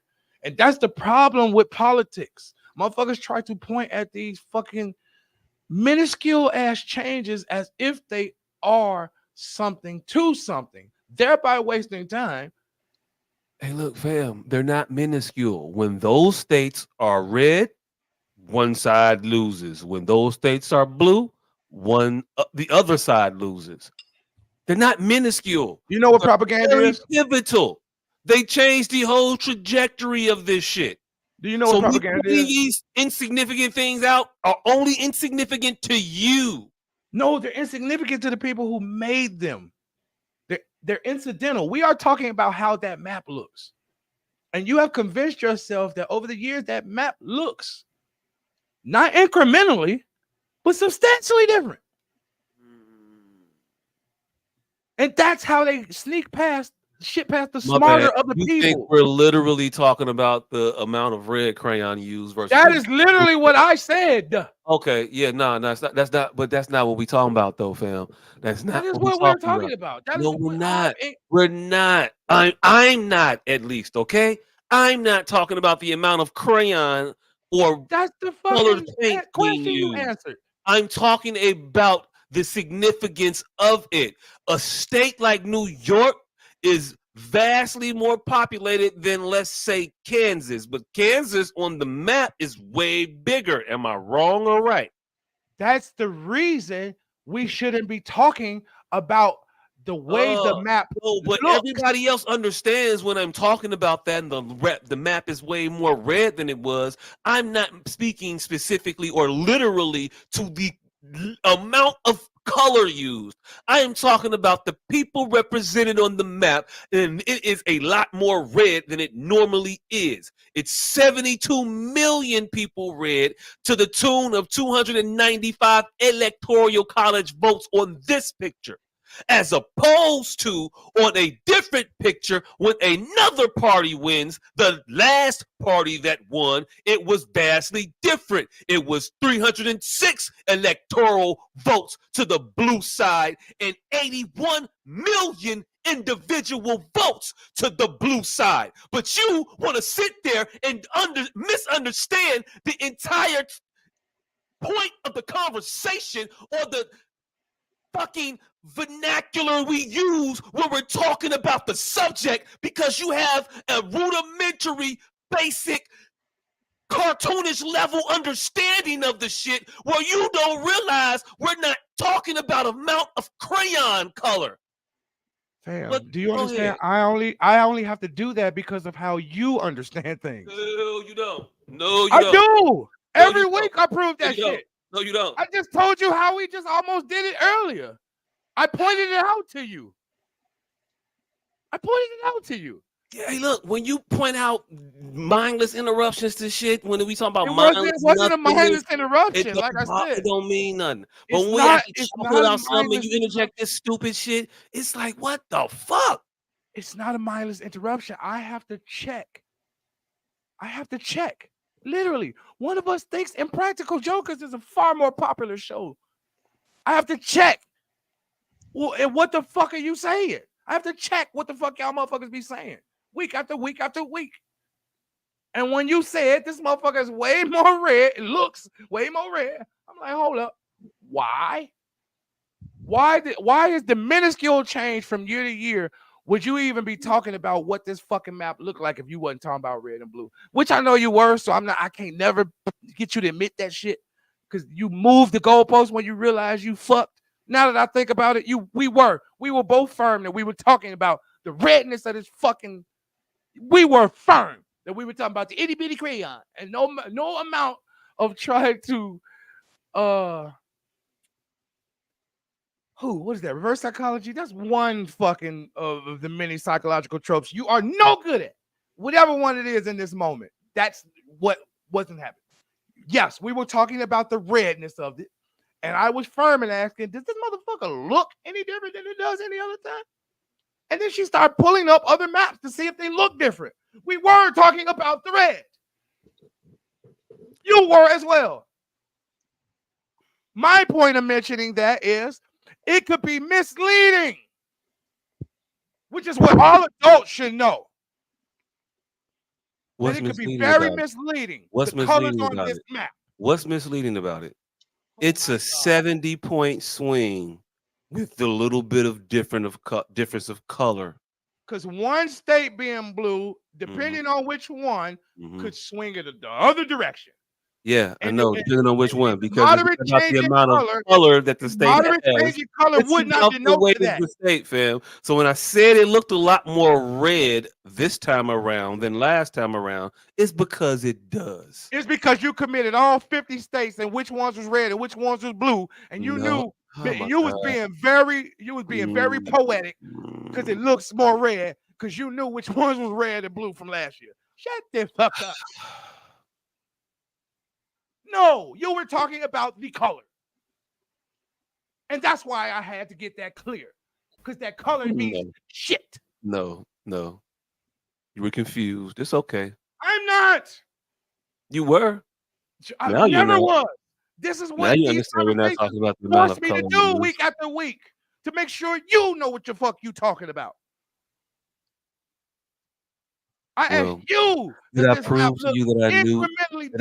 Did I prove to you that I knew what I was talking about? Do you No, understand now the language, the colloquialism that was used in the moment when I said it was red from sea to shining sea? I didn't I don't know. literally The mean verbiage from you're one using sea to still the other doesn't sea. I fit know, for your I know. knowledge of the Mhm. subject matter. So it doesn't look anything to you. You have knowledge of what it is, and now you're basing that off of what you're saying. So no, it doesn't look anything to you. You have knowledge of what's going on, and you're intelligent enough to create this phantasm. What But you phantasm don't am I have to. creating? What phantasm am I creating? That you can look at this map and glean anything. I That's can what you're look at the saying. map and I know what the states represent. All right, I never mind. Never mind. know You're right. You're right. I'm wrong. We can move I forward. know that Pennsylvania has more electoral college votes than the other states. Hell, in the map that we're looking at right now, we can see how many votes each state is worth. And I know that South Dakota and North Dakota are worth 3. I know that, Nebraska, 4, Oklahoma, 7. They're not very weighted. Even though they're big on the map, they're not weighted very heavily. But if you go to Wisconsin, you're going to get 10. In Minnesota, you're going to get 10. In Michigan is 16. Pennsylvania is 20. New York is 29.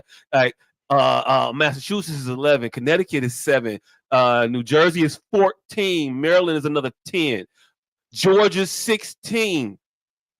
Florida's 29. Texas is 34. Arizona's 11. California is a big dog, 55 in this motherfucker. What are we talking about? Nothing. You're right. I I'm wrong. know. Because I can look at the map and I can tell, I can look at the states and glean what the fuck they are and know that they are weighted heavier. So that motherfucking lot of red, when it's Michigan, Wisconsin, Pennsylvania, when it's Georgia, all You have added into not that. committed When it's to Nevada, memory what all these states when vote all every year. those get added to that You have red not. Hey, number, hey, I hey, know that you that have not. number is going to be Hey, bigger now, hey, you have not automatically. committed And you to don't know memory. that, so you get Hey, lost in the conversation. hey, You get hey. lost in the No, I don't. colloquialisms. You get lost in the metaphorical speak because you Hey, can't keep up. you have Got it. not committed to memory. You have not committed to memory. Which Nope, I have not. direction I have all these not states committed vote to each memory the year? exact number of electoral college votes of all those states. No, I have not. But I know the motherfuckers that got less, and I can ballpark it very fucking well. Yes, I can. I know who got more than the others. I know where to put the ones at the bottom. But you I'm don't. never We were gonna sit making a there and say that comparative Montana analysis. has But you would have to 11 have. or Hey, 12. but you would have to have that I'm not information gonna for make each that mistake. year. But you would have to have that information committed to memory for each year to make the statement of what you're trying to make it seem right How now. much do you think the That's electoral? what a comparative How much analysis do you is. think the electoral college votes change year over year for states? Fam, you would have to know all of this information in tandem. What do you mean? I do know it. The You have to know which ones were year blue over last year year. all that much. Fam, you have to know which ones were blue last year, which ones have changed this year. I How do many know. electoral All I've votes? been doing is all we've been talking about is how she lost those blue states and now they're red. The whole conversation hinged on me saying it's a lot more red than blue.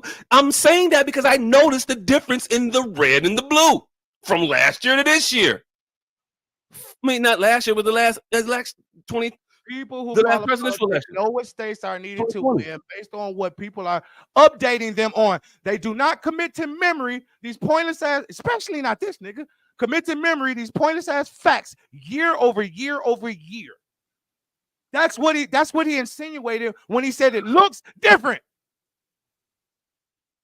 Because it does look different. Never It mind. is You're right, different. I'm wrong. You're right, I'm wrong. I know. I'm aware. Then let's move forward. I was trying for the You're not. longest I time. said this already. You're trying to get to the last word. The last word will be the first word of something new. You can also move it along if you don't like how I move it Oh, along. if I try to, you're gonna say I'm derailing the show. Okay, moving right the fuck along. If you can't I'm draw moving this along. back to the topic we're having a Either conversation you or about, me are then finna yeah, move this you'd be motherfucker derailing the show. either you or me are finna move this motherfucker forward. Well, We I'm don't have to trying talk to, about but you don't anything seem to want to let other me than allow moving me this to do motherfucker that. forward. I know. How about we let Dion move it forward? How about that? He can move Let it that forward. totally Why? impossible Why? motherfucker. Why? Because I Huh? said either you or me. This is the thing. This is a fucking recorded medium, fam. That's not funny, bro. You should curtail that. It's very This is funny. out in other You're fucking areas. nuts, man. You think Nuts. you don't know? You nuts. All right. So- God damn. I'm nuts because everybody can see. You just had to say let Dion do it because I said either me. Get the flying fuck out of here. You're All right, 43 years old, bro. All right, so if Kamala had a full campaign, would she have done any better? You done worse. You think The she would have more we done got to worse? know her, the more we disliked her. I don't know if that's the case. You don't think so? Nah, I mean, because one of the things motherfuckers disliked is the fact that she changed positions on a lot of shit, right? Right? So longer campaign, she gets to maybe explain why her position changed. And maybe that makes sense to a lot of motherfuckers instead of saying, oh, she just flip flopping. Like, nah, all right, this is why I feel like all of a sudden, yeah, fracking might be some shit. If you had a little time to get that shit out, I think if you give to a more person that flip motherfuckers. flop more time, they're just gonna flip flop more times. I think in this day and age, nobody will ever tell you what their aim is. So time is immaterial. People are just gonna run whatever fucking flim flam they want to run longer and longer and longer.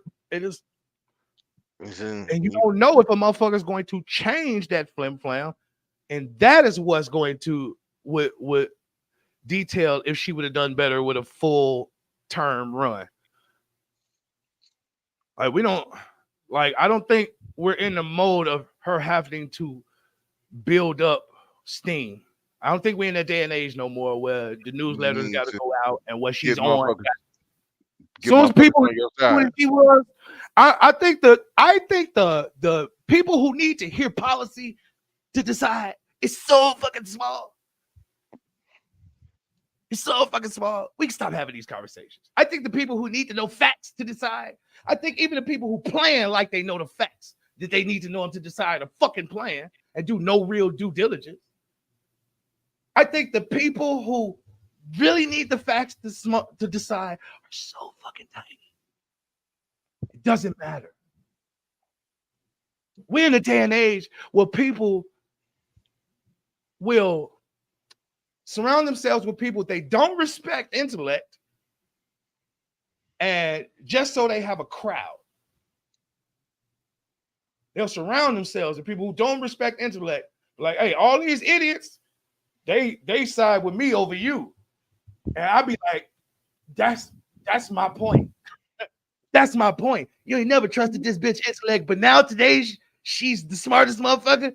No, you know the bitch ain't brilliant, and the fact that she's agreeing with you against me should let you know to cool out. You ain't never respected this bitch intellect, but now she's the fucking genius because she's disagreeing with me.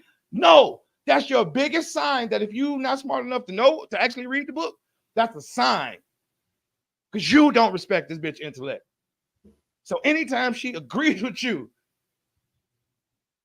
we're talking figurative. Any bitches, any person who don't respect the bitch intellect. Any. But yeah, be specific. You talking about to the conversation. So if we're having this conversation in the guise of Kamala Harris, and if you think that any more time on the campaign trail would have done her any benefit, and why? And you're saying that more time wouldn't have had any effect done anything because you just would don't know what. you to have sold the same lie to the people who would have believed it the exact same way. Right. But my contention was that the more we were exposed to Kamala, the less support that she got. Her numbers dropped. They were at a point higher than they were when the campaign ended. She came in with a very, very huge spark, a big burst of energy. Everybody was saying she's so much different than Joe, and she's great. And we got the youth, and that was all that we was missing was just the youth behind this, and the person that wasn't, Do you suffering think that of, happened because of a you want to reason? say, dementia or Alzheimer's. Do you think It that happened happened. because of a reason? It happened because they thought she was younger, she was new, and they didn't know her very well. Even after 4 years of presidency?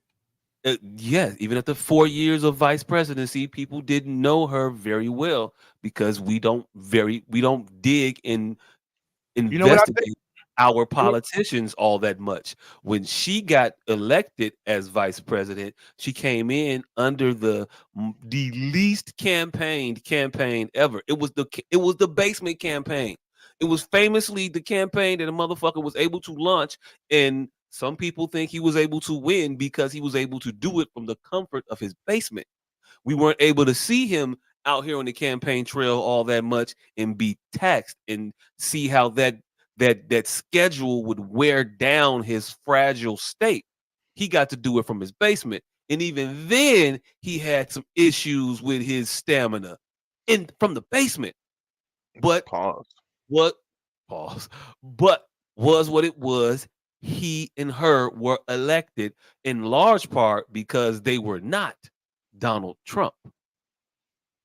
So But they had the see, benefit of the doubt of people, a large swath of people voting against the person. So that was the ticket. That's what got them on. Now, fast forward to 4 years later, where people did very little engagement in politics because Kamala and Joe were their people. I don't need to check on my people. My people was doing just fine. So people just ignored politics in large part for the last 4 years. Outside of a few things that popped up, motherfuckers couldn't tell you what the hell they did. And that's because they didn't care to know what they did. They don't want to know what the fuck is in the Green New Deal. They don't want to know what was in the damn in the border bill that they keep talking about they were trying to pass. They don't even want to investigate what was in that. They just gave them a free pass. So her free pass expired when she said, I'm going to run for president. And the clock was on her at that point. People started digging. They started looking. They started questioning. What are you going to do? Hey, what the hell did y'all do the last 4 years? I mean, we thought because y'all wasn't Trump, everything was fine. But wait a minute. I look up and shit is kind of fucked up. We do got like 2 wars we funding right now. What the fuck is happening? We do got like a lot of fucking prices higher than what the fuck they was. What's happening? So that happened. She had no answers to that, and her poll numbers started to drop. That's what happened. Well, in my opinion, she wasn't ever in those 4 years, 3.5, whatever you want to say, she wasn't seen as the leader of anything. So motherfuckers did no due diligence on her specifically. And now in these last couple months, now everything's on her shoulder, and she had the power to lose this. So if she'd have shut the fuck up. So that's what I mean by having more time. I don't know. If she'd have kept flim-flamming with the more time, she would have lost more people. She'd have shut the fuck up. She'd have gained more people. That's why I don't think just having more time itself, depending on what this bitch done in that time. Because what I saw happen to her is she flip-flopped on a couple stances, and people took her to task about it. I don't see, if she didn't never do that, I don't think she would have dropped. And people, again, we're in a microwave age. People already woke up knowing who the fuck they was gonna vote for. It's a very small pool that need to hear SOS podcast to make an informed decision. It's a very small pool, negligible, minuscule, very small pool. That's what I think. And so I think it depends. Cause like I said, Trump looking at this bitch like, y'all didn't trust this bitch. Y'all never trusted this bitch, but now she's talking against me. Now she's the brightest bitch in the world. Oh my God. Did you think I was talking about you?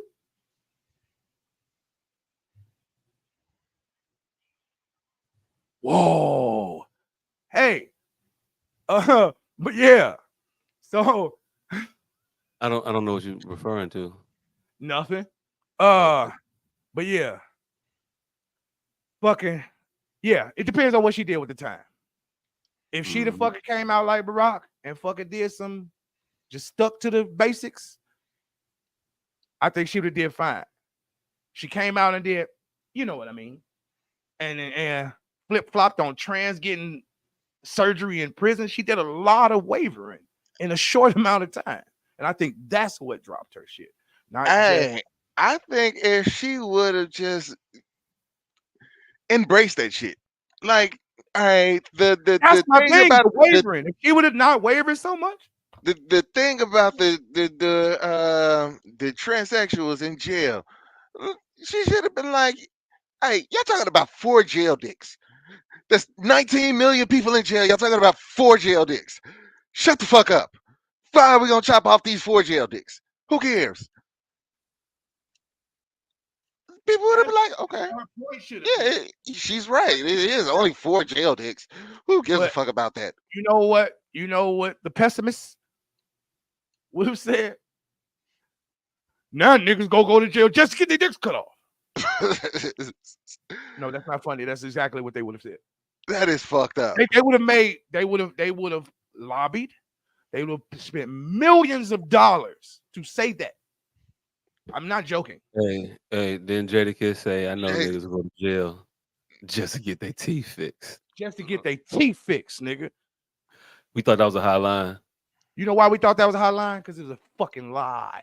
That's why we thought Okay. it was a hot line. Because it was something none of us ever thought about. Because nobody ever thought about it. And then we thought about, damn, how tough you got to be to go to jail just to get, like, that's why. Because it was an untruth. It's creative. Hey, No, Candace, I wasn't talking about you, madam. I respect your intellect as well. what the fuck is y'all talking about? Y'all got something in the chat? No. Yeah, I do. There's 28 messages in this motherfucker. No. Oh, yeah, not talking to this motherfucker. That's all shit from the show. But yeah, Kamala losing the goddamn popular vote is is a sign. Democrats losing what? 2 Senate seats? Yeah, they lost 2. They lost the Senate. They lost the House at this point. Yeah. The red wave came around there. I'm So, just gonna be real disappointed in the confidence this gives white people. hey, look, I don't think white people could did it without the help of the of the Latinos. They might not be. They might not want to be so too confident. Yeah, missions accomplished now. They're Hey. gonna they're gonna be dropping those Hispanic supporters back down to where they belong. Eh. You know, they gonna say thank you for your help. Yep. Next Your thing you service know. is no longer needed in the community. Ooh, They are definitely gonna fuck. God they gonna damn hit, it! What is her name? they gonna hit that number and be like, doo doo doo. The number you have called has Keisha. been disconnected. They gon' Hey, look, goddamn Republicans are about to a message Keisha. you get when you blocked? I don't. No, you just get voicemail. You just get voicemail. Yeah. Oh, okay. Hey, look, if your calls just go straight to voicemail, you might want to glean something from that. I ain't gonna hold you. I'm just gonna tell you. Just don't get your hopes up. I wouldn't if I were you. But hey, look, rock on.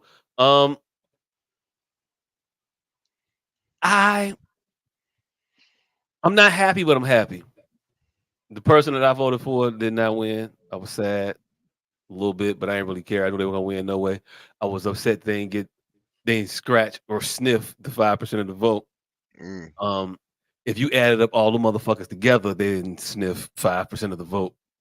I think they got like 1.8 or some shit all together. Her, Robert, and Cornell, and whoever the libertarian motherfucker is, can't remember his name ever. But yeah, about like 1.8% Hey, the of the vote. Libertarian and Robert were actually on my ballot. Hey, I had Robert on mine, even though he didn't want to be there. He didn't. He already got another job lined up. Fam, Like, he was that's- trying very hard to get his name off that damn ballot, and it was like, well, it's on there already. We can't do nothing about it. We already printed up half of them, so yeah, we done. but he already said I could work for him. Hey, look, Just count my votes towards his. just count my votes towards his. They was like, hey, yo, look, don't even worry about it, fam. He don't need him. He don't need him. Don't worry about it. It ain't even that close at all.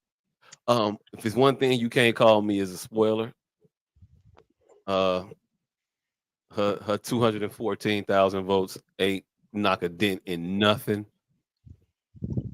I can't see what you got on the screen. Hold on. Let me make my screen bigger now. Hold on. Yeah.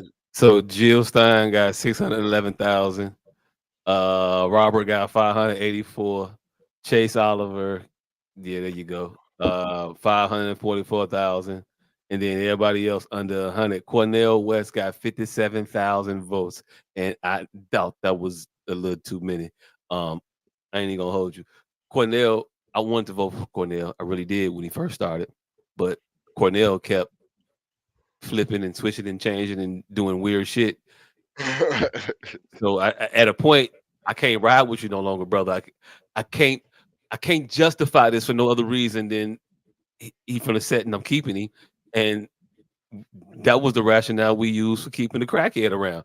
Like, that don't make sense. So I had to let you go, Cornell. My bad. But it was kind of your fault.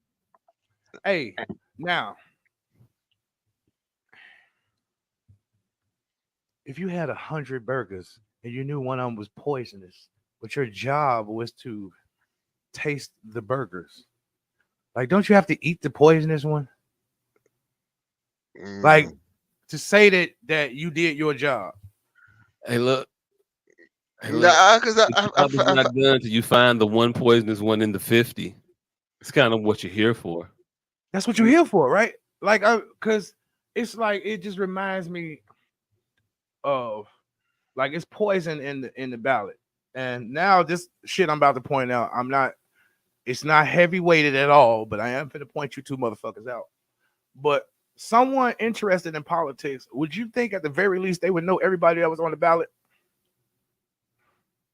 In their state? No, because you don't need to know who everybody is on the ballot. I understand. That's what I'm saying. That was the whole point of the poison analogy. You don't need to know everybody that's on the ballot because reasons. We don't need to go into the reasons. But isn't it safe to assume that a motherfucker that was interested in politics would know everybody on the ballot, on the presidential ballot at least? In their state, yeah. What we talking about here? Just in their state? Not everybody that they have to pick from to make an educated decision from?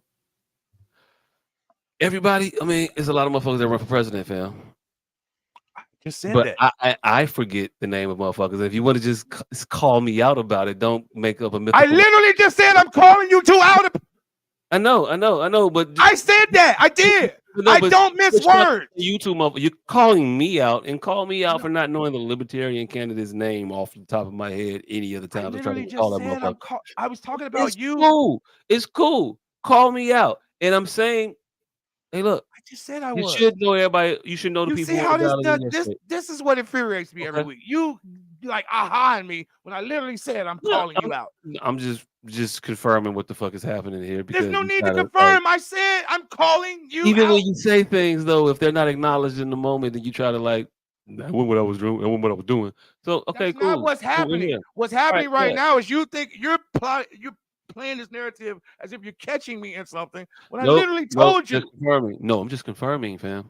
But yeah, if you want to call me out, just call me. Just say me. You're not. He didn't. I said you too because it was her. Say you too. Just say you. Just say me. To both of y'all though.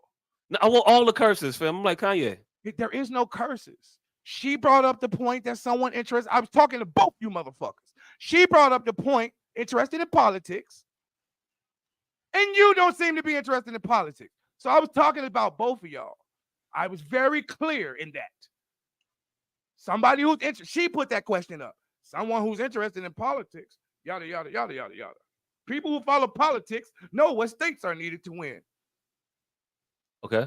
So I was talking to you too, and I didn't mince any words. There was no need. I was very clear. I hope that primes you for the future. I'm very clear. Very. And this is a recorded medium if you need to go back and watch it.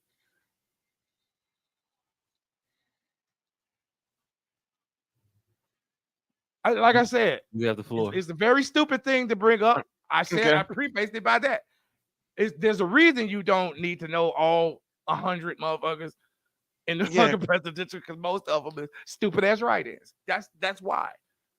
But a motherfucker that interested in politics might crack that motherfucker.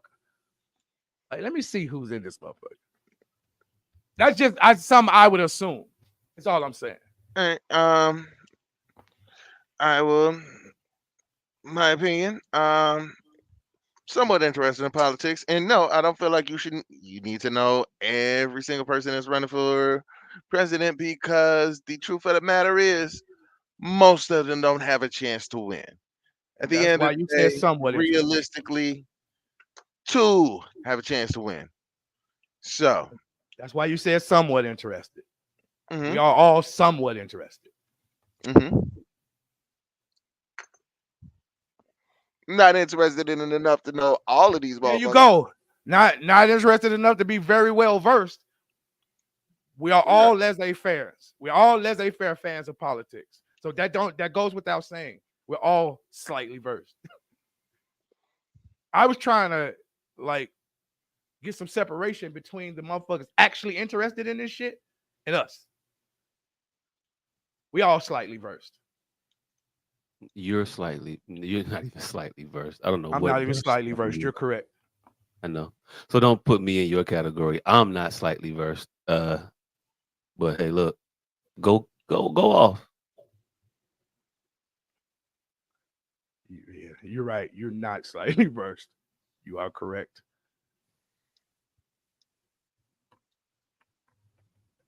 And why would I be talking about you and that bitch? You kind of cut out there. What you say? I said, and why would I be talking about you and not his bitch? It's just a bunch of shit just be running through y'all head that creates the tension, and y'all put it on yourselves. Something happened. The motherfucker thought I was talking about them. They took it within themselves when I could have been talking about him and his bitch. Why did it have to be him and your bitch?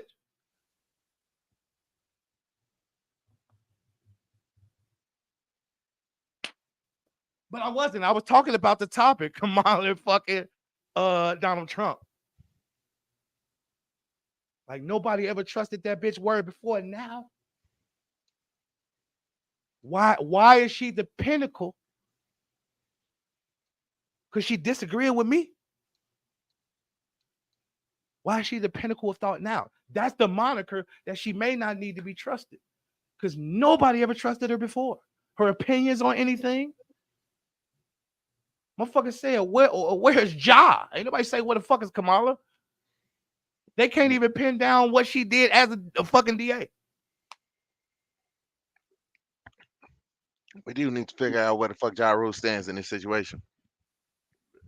Hey, As far away as he fucking can. He don't want to get nowhere near involved in none of this shit. He is happy that this Fry Festival stench is finally dissipated from his existence, and he chilling. He like Ashanti she getting on in life. She doing good things. My wife living back in the house. Fucked up, but I mean that's neither here nor there. But I'm Shanti getting my dropped. shit together. Where would I be without me?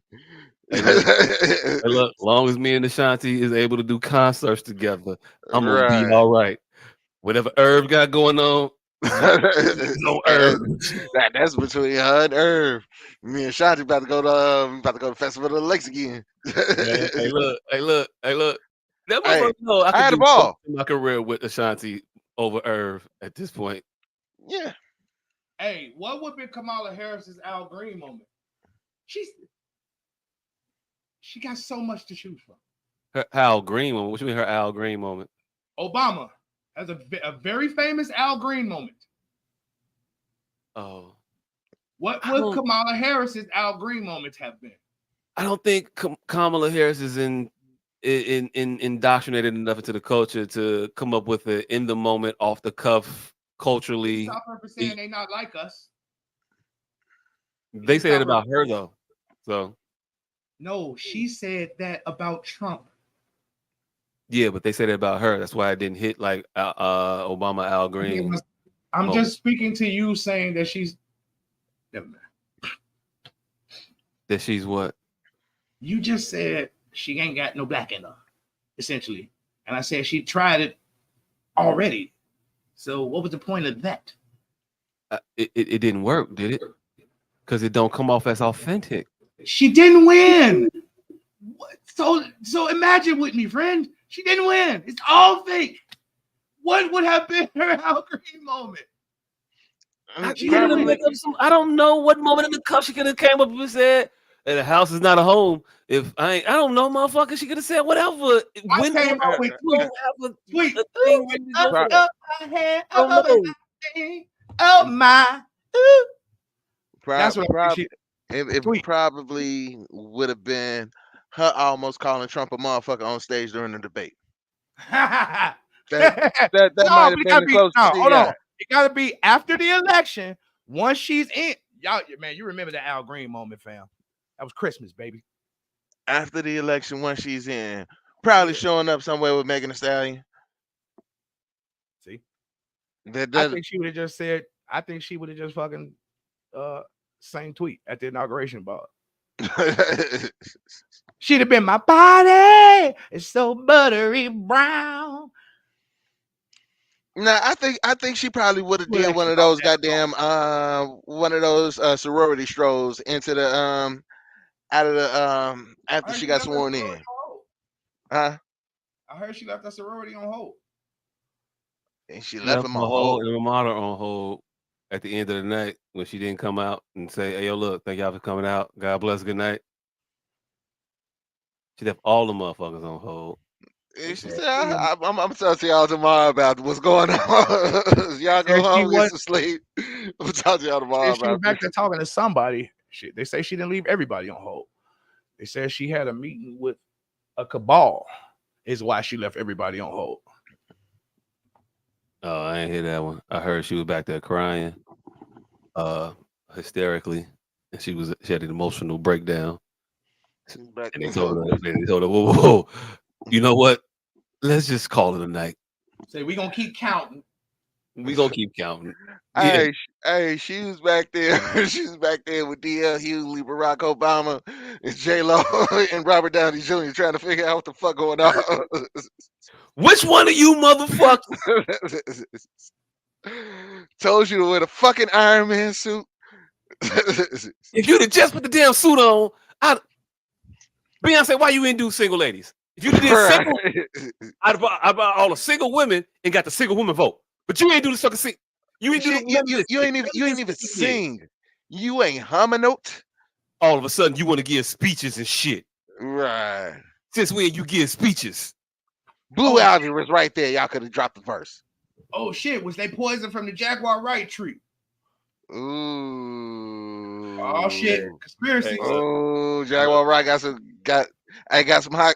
Oh shit! Hold on. No, that Piers Morgan interview she did a couple weeks ago, that may have equalized Beyonce. Okay. Cause she called them pedophiles and all type of shit.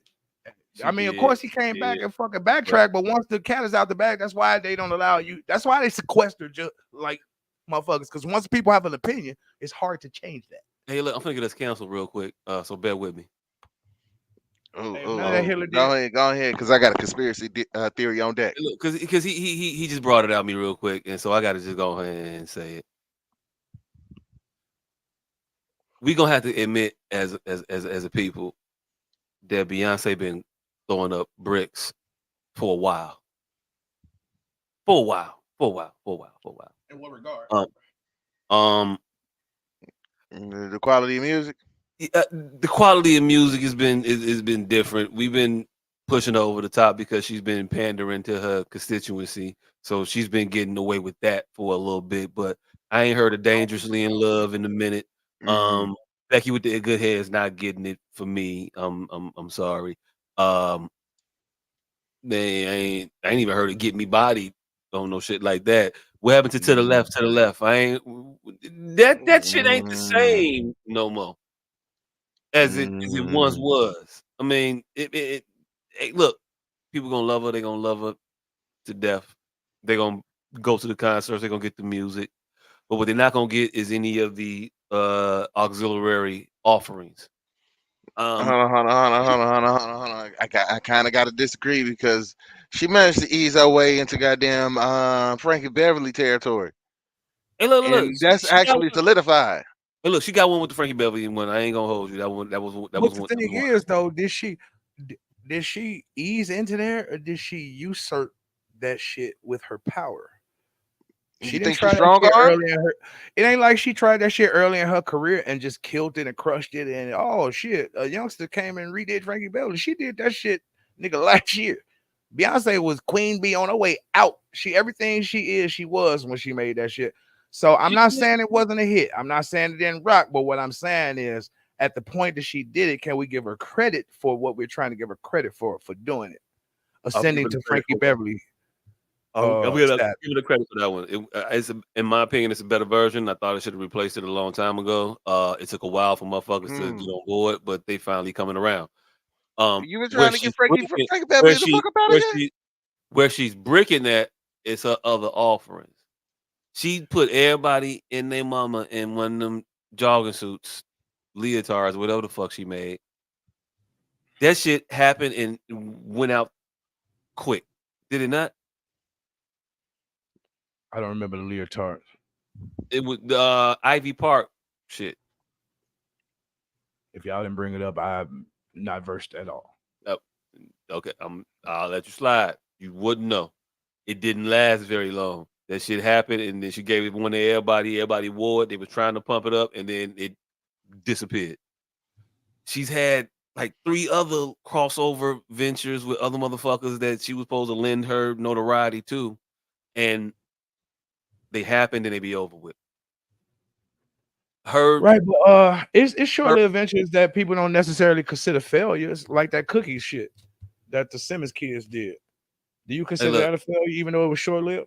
I think it had a success for a while. People liked it for a little bit, and then it went away. It was like a fad. I'll give it that. Right. I'm That's what that was the word I was looking for. Fads. I mean, do yeah, fads necessarily spell failure no, I because don't they're think. Hmm. flash in the pan? I think it's cool if you, Hmm. everything ain't meant to be long term. You have your moment, that's fine. I'm gonna call you a failure. She's not even creating fads anymore, fam. She's not creating crazes anymore. She's none of that Also, shit. nothing here with the leotard shit. Nah, that shit happened. They people that she gave one to wore it and was like, yay. And then nobody else I can recall. I might be dead ass wrong about this shit. It might have been wildly successful, but I I remember mean, but the that thing is, one wildly successful would mean I would know about this shit just by happenstance. right. I know about Rihanna shit because it's wildly successful. I Wildly know about successful. Rihanna took other Shorty with the shit and lips do shit. things with it. I know about the little Kardashian shit because it was wildly successful. So I'm not insinuating that it might have been wildly successful and you're wrong. I would have just said you're wrong. Not What much I'm they saying is, insinuated. People in the comments might be like, "Nigga, what the fuck you talking about? That did $1.8 billion this third week." yeah, because that's why I was asking because I'm just completely in the dark about this shit. May consider it a fad, but you're saying it didn't even reach fad status. Yeah, it Because wasn't. here's the thing with Beyonce, and this is another thing while we're talking about this motherfucker. Their stamp doesn't last that long. Jay-Z and Beyonce stamp. I Nope. think I think J. Cole's is the longest stamp. Like they got a J. Cole and a Rihanna, but I don't think the stamp on them was that long. I think the stamp was an intermediate stamp, and those two people just They by had to perform. They had yeah, to. they You- outperform. ain't no more Memphis Bleaks he gonna be able to just come along with and just he But gonna. dig the fuck out of this. It's more than Memphis Bleak. It's them fucking French twins. Uh, then you got Tia Chloe and Marie. Bailey. Like they're rising, but like the Beyonce stamp, like we thought 50, because that was like 12, 13 years ago. Yeah, The she did Beyonce stamp stamp a when they while was ago. children, it didn't really like Tyler Perry. It didn't blow Them them three up. little girls. You knew about them, and they had to work their asses off in other To get arenas what? Yeah. So to like it keep their is celebrity up. Beyonce stamp They- come with a lot of ancillary talent. Like these people that she's stamping is like some no duh type motherfucker. She ain't never stamped some shit. In my opinion, I don't think she's ever stamped some shit and it carried her name's weight to the finish line. She's always stamped some very. She's meticulous in her stamping. She stamps motherfuckers that's going to make it. She stamped some phenomenal motherfuckers, and she got them to But even in the stamping, like I said, the stamp never. Them late twins, them late brother twins, you ain't heard from them niggas.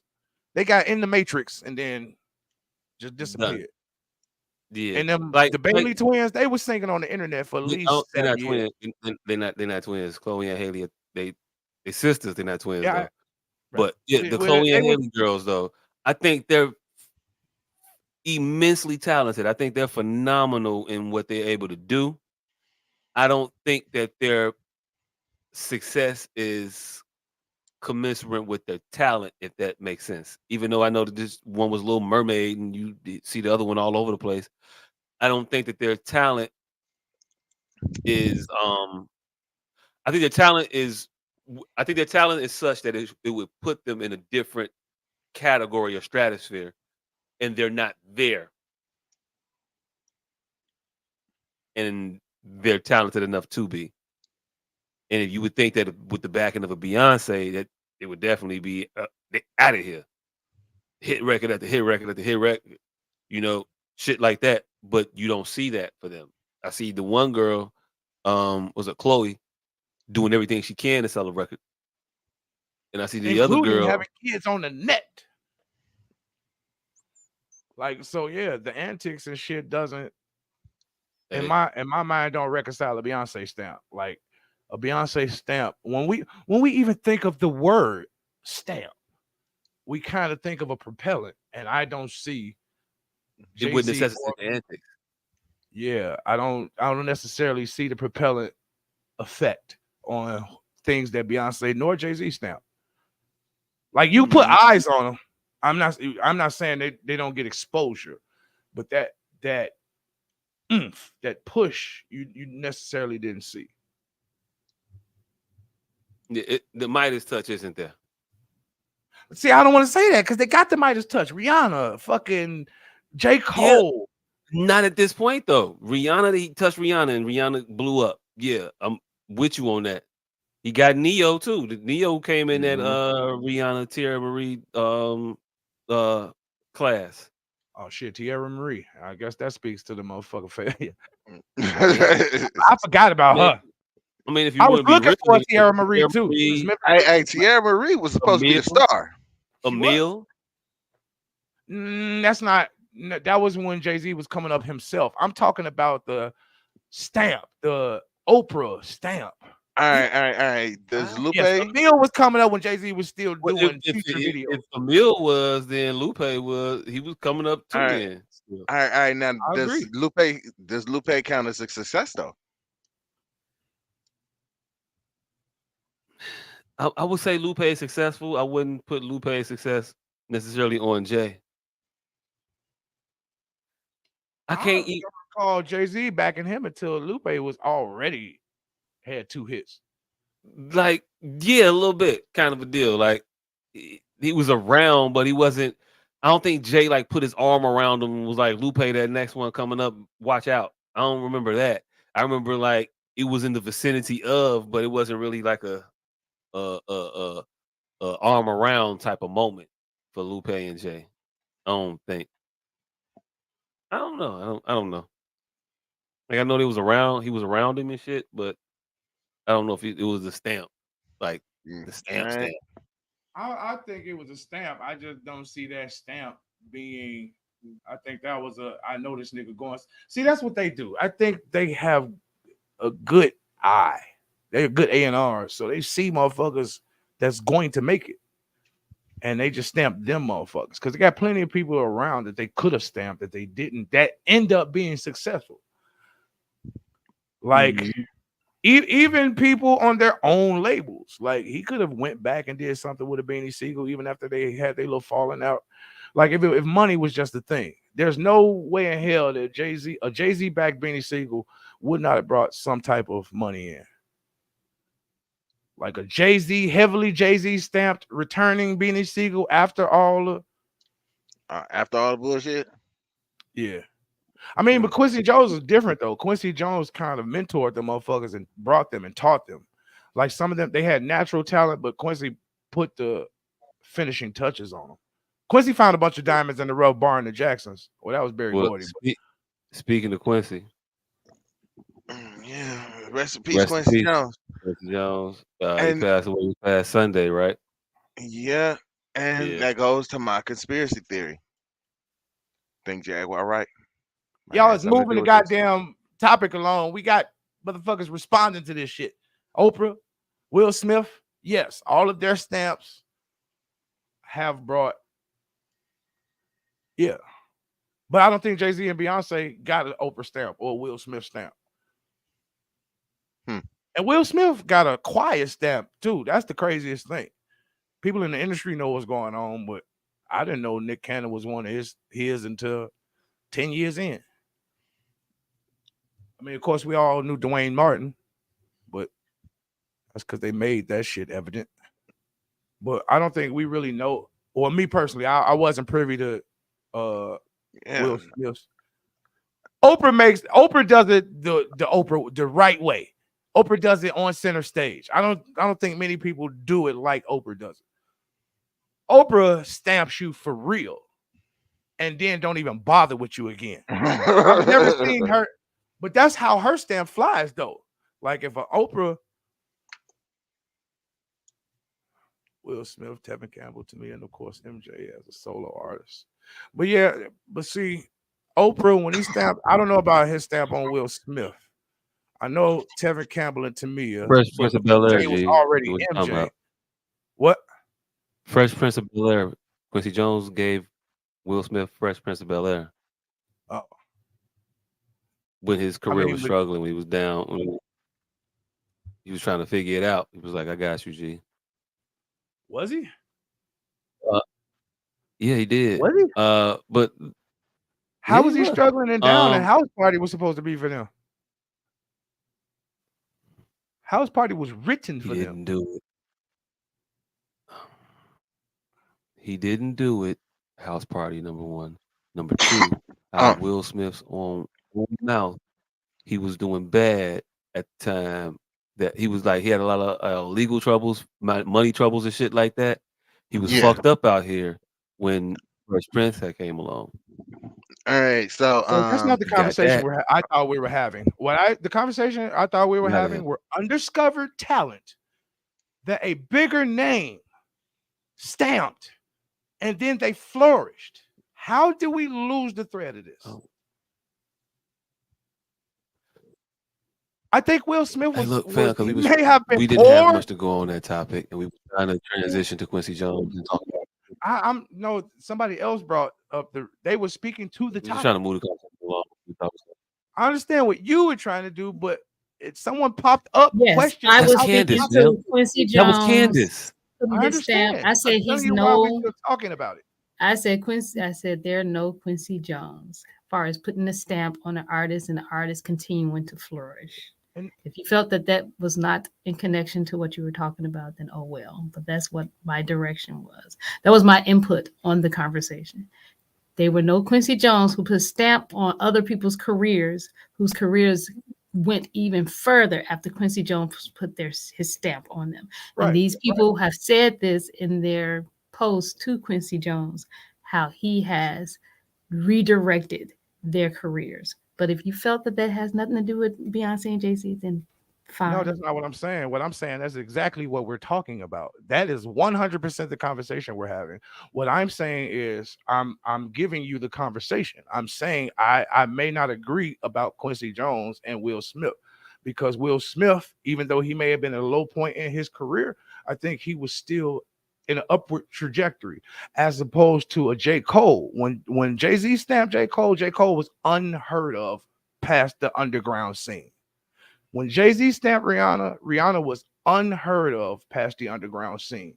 When Dame Dash stamped Kanye West was unheard of. So that's what I'm talking about. So I'm just giving you a little bit of pushback. I'm not necessarily disagreeing because I don't know the history of Quincy Jones and Oprah and Quincy Jones. But Michael Jackson, of course, was already Michael Jackson. So that was the only thing I was saying. Not necessarily that you were wrong because you're the only one following the thread of the beat. See, I wasn't talking about you, motherfucker. I trust your intellect too. Was I said, hey, we need a new producer on this motherfucker. We got an idiot at the fucking helm. But yeah. So I'm just disagreeing that Quincy Jones brought Will Smith up. That nigga was already popping. Oprah, I don't know his connection to Oprah. And I know his connection to Tamia. She was definitely an underground artist. And fucking Tevin Campbell, he created Tevin Campbell. So yes, it does track. So no, sir, we weren't finished with the conversation. Our illustrious producer had put up a very poignant point that was apt and very apropos. And something to discuss.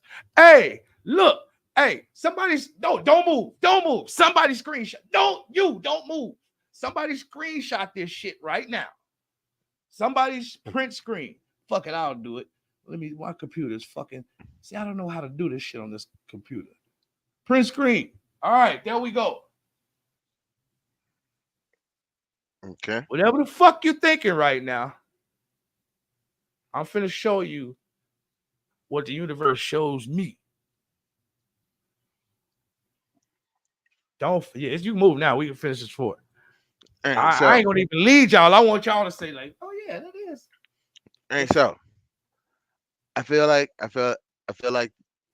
Jaguar Wright is somewhere involved. Rest in peace, Quincy Jones. But I think Jaguar Wright is ready to take up that throne. Man, I'm disappointed that we didn't get more. Richard Pryor fucked the shit out of. Yeah, somebody took him away. Bro, I'm getting old and gossipy. I can't believe that's what the fuck I'm most upset. It ain't got nothing to do with the music. I am most upset that nigga didn't tell us the truth about what the fuck is going on out here. Because he was one of those people that looked primed. He was primed. 4 years ago, they gave that. He had a good week and a half, and they was like, nope. Hey, we gotta keep Quincy away from the mic, from all the microphones. He got out all the truth he could before they pulled his mic. Yeah. Definitely. I can't. Yeah. Quincy Jones had a lot more truth to tell, and I wanted to hear it all. And they took that away from us. There was nowhere in hell he wasn't coming with more. I was here for it. I was here for it all. And now we'll never get to hear it unless he has a video greeting at his funeral, and that would be amazing. Hey, I wouldn't be surprised if Quincy had a video, Will, where he in order to get his inheritance, you had to sit through the reading of his diary. And the first words come up, "Hey, you hip cat." Oh shit! Hey, that's when the whole room just gonna sigh and know they finna be there for 4.5 hours. And it's one of them funerals where you know you're finna be there all day and you weren't really close to the motherfucker. So it's like, hey, if I leave, are they having an intermission? Quincy Jones ain't taking no intermissions. Ain't no breaks. He wasn't taking all of it. Nigga, you know he had that motherfucker polished. He wrote it. Well, I ain't gonna say he wrote it. He dictated it. Somebody else wrote it, and then he read it back in his own voice. Right. He produced the shit out of this video. Yeah. Oh, you think it's gonna be a whole video? Oh yeah. no, fam. I think he gonna go tape. I think he's going to go Maxell. He gonna go some old cool eclectic shit. He might have a reel-to-reel run in that motherfucker. You just hear that flicking. Hey, you hip cats. And a reel-to-reel and a lava lamp. when they bring that motherfucker in there. Hey, you hip cats. I'm glad you joined me here today. Now the Q. That's right. The Q. Like, All right, man, now, how close of the family you think is staying through his 5.5 hour ass will reading? I don't know. Quincy Jones don't look like the type that was throwing the money around. So ain't nobody thinking they getting nothing no way. So I think motherfuckers is leaving once he hey, you hip cats. Once he do that shit and they know it's theatrical, motherfuckers gonna get the fuck up out of there. Especially if they playing elevator music behind it solely. Oh nah, it's definitely Thriller in the background. It would kill me if they playing Kenny G, playing some shit he ain't had nothing to do with. He'd have paid Kenny G for the usage rights to play the shit at his funeral. This man toured with Dizzy Gillespie. If they play any Kenny G music, this man worked with Dinah Washington and shit. He worked with Ray Charles. Was just a nigga on the piano. My nigga. Everybody when he was working with, when he met him.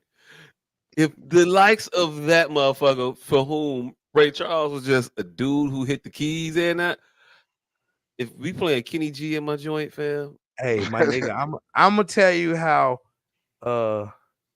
white folk don't give a fuck. White folk don't give a single solitary flying fuck. Can we at least get a Boney James? You say Boney James? Yeah. No, this is why white people don't give a flying fuck. Everybody in this room right now know who the fuck Yanni is, but we don't know who Yanni is, what he does, or why we know who the fuck Yanni is. He's a cellist, isn't he? I don't know, nigga. I just know he's a musical motherfucker. I don't know why I know that. I'm confident that everybody in here, as soon as I said the words Yanni, has something pop back in the back of their mind, like ding, that does ring a bell. Yeah, I know the name. Yeah, I think it's. But you don't know why you know it. I don't think I've ever heard him play the cello, but I know he's a I don't cellist. think I've ever heard it. Whatever he played, I it haven't just heard never it. sounded impressive. You've heard him play the cello. It was just never nothing that stuck out. Like, oh my god, look at that! Listen to that cello go. Like, ever said that about that? Man, that cello solo was the shit. Like, no. Right, and I'm talking. And with all due respect to all the jazz cellists out here, I know the boom, boom, boom, boom. It's all you. The bottom is yours. You live there. I get it. Pause. No Diddy. All of that. Yep. Pause. But not one of you motherfuckers is famous for the boom, boom, boom, boom. Like, we don't know you, G. It's just what it is. None of you niggas are Mary Ben Ari. Hey, look, that's the violin chick, right? Yeah. Yeah. Hey, she play with Kanye West. Hey, the fucked up part about it, I don't even think that's her. I don't even think that's her name. I think you fucked it up. But I understood the fucked up name that you gave. Probably. Fucked up part is she has one of my top 10 songs of all time. Hey. It's on her album. She got a song with Scarface and Anthony Hamilton. There's no reason that those two soulful ass Negroes should be around this violin play and make a song so goddamn cold. Hey, look. Don't be selling Scarface short. He played the bass too. Yes, he does play the bass. Ain't nothing but a cool cello. Is it really that cool though? The bass? No, the cello. It's a cool cello. Okay. Yeah. My bad. I got it twisted. The cello ain't cool. You can't take them up on a train and be smooth with it. You can't pick up no bitches with a cello. First of all, they both ain't gonna fit in the car.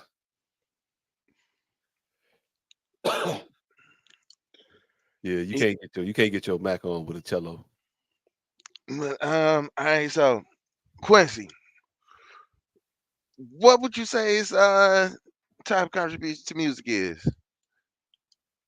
Ooh, top contribution? Shit. Whatever he did with Mike, probably. Except for We Are the World. Not that.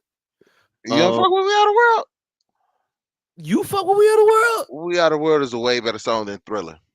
You out your rabbit ass mind, fam. We Are the World. Way better song.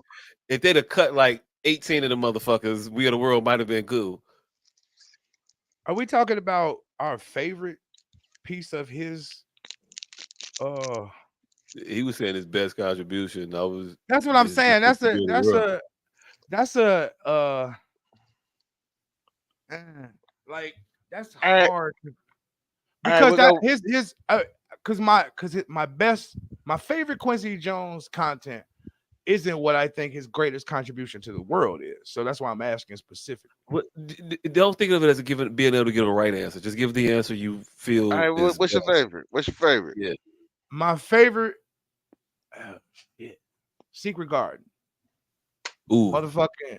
Ooh. But I think his biggest contribution to the world is his attempt at making black cinema. Hold on. The Last Dragon, The Wiz. I thought that was Barry Gordy. Huh? Barry Gordy was the Last Dragon. I don't know who the Wiz was, but also I didn't like the Wiz. You didn't like to see. All right. So you were saying about the Wiz.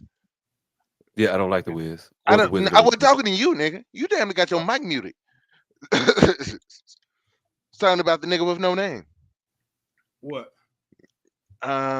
You were paying respect to Quincy Jones' contribution to film with the Wiz, unlike this asshole down there.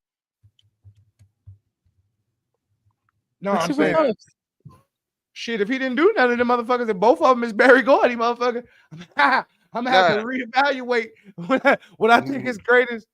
I know. Last Dragon was Barry Gordy. I think the Wiz might have been Quincy, unless both of the motherfuckers, unless one motherfucker did both of them. But like I said,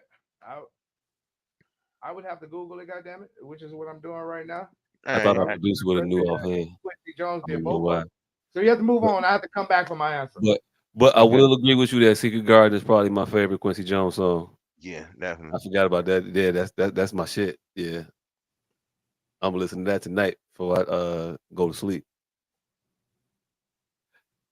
It seemed a little weird when I said it out loud, but yeah, that song was the shit. I ain't even gonna hold you. Hey, did he do the other black man's national anthem?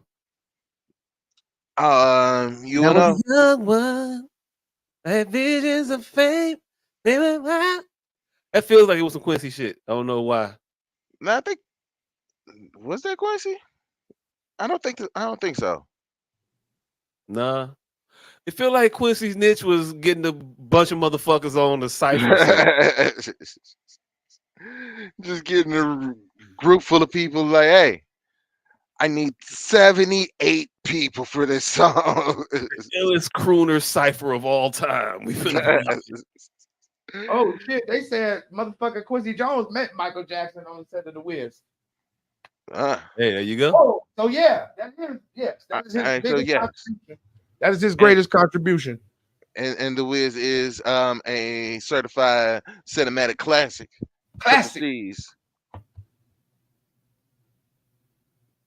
Triple fucking C's. It's a parody of a movie already. No, it is not a parody. Right? It's an interpolation. Yo, is it an interpolation? It is not a parody. Yes, interpolation. God damn it! You know what the fuck I meant.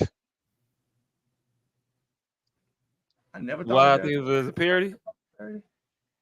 I don't know why. Other than it's just you could call it a recreation, but they did all different songs and shit.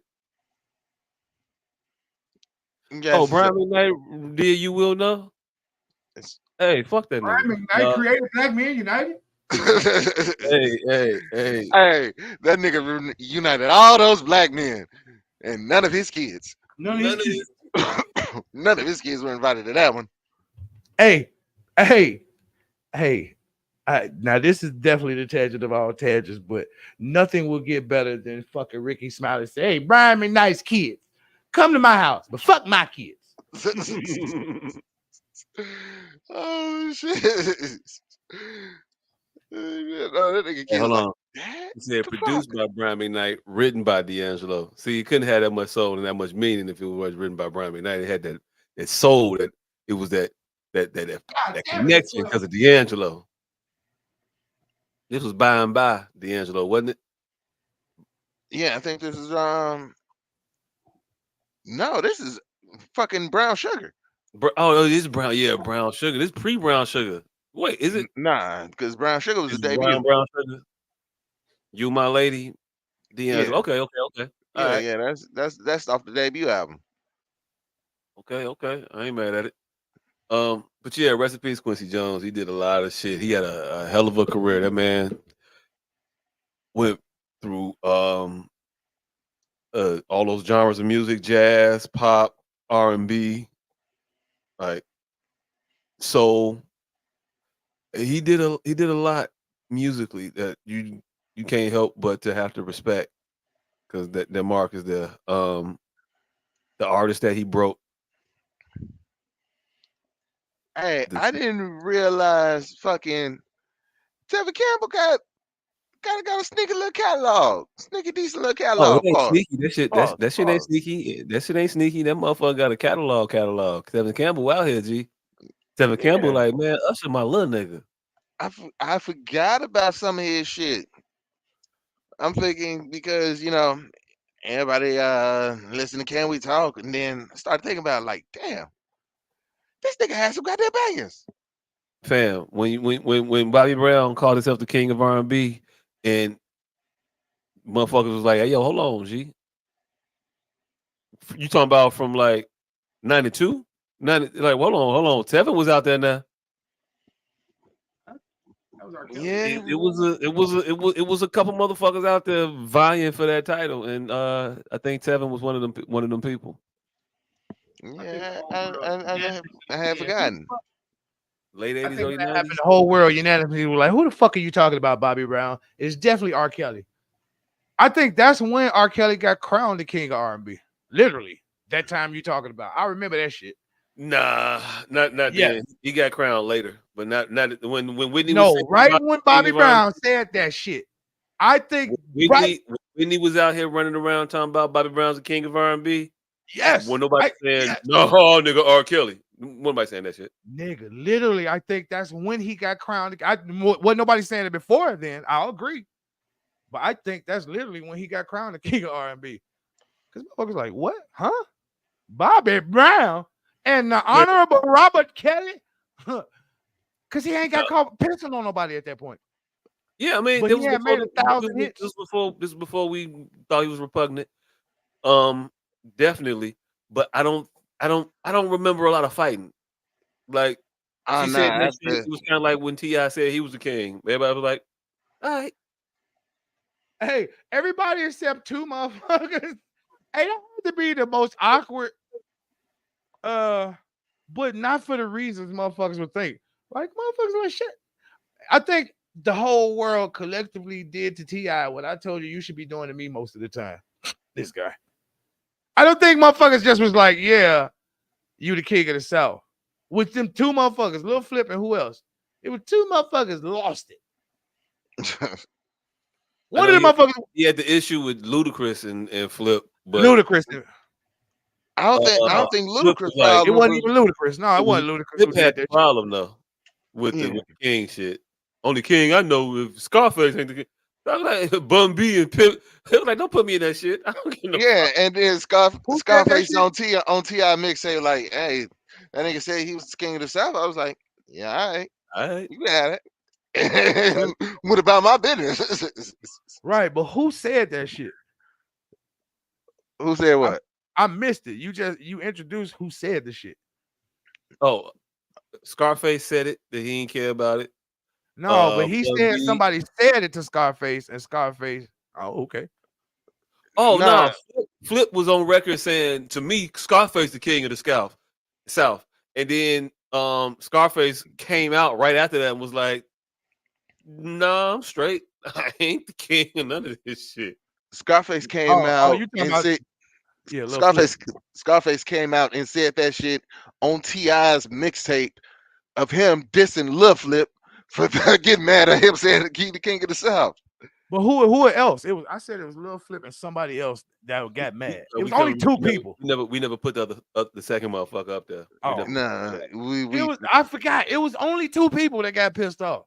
But I don't think the reason, like I said, the two people who was pissed off thought the whole world agreed with T.I., but I don't think that's what happened. I think everybody's like, man, we don't give a fuck, you little motherfucker. Like, it was the South. Nobody ever claimed to be king of that shit. So we was like, all right, whoever, all right, you king, whatever. I don't even think that's it. I think nobody wanted. The Jon Snow plenty of people of the South. It's plenty. But see, here's the thing about down south. It's plenty of kings of down south.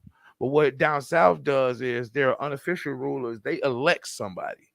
Like there is no arrogant king like there is in most places, and where it's like vying for king. Down south usually go, well, yeah, he's the king, because at one point it was 5,000 watts. Then it was at another point it was Chop the Screw, DJ Screw. Like they will crown an unofficial king of the down south. Yeah. Project Pat had it one year. Shit, Pimp C had it most of the time. Pimp C is the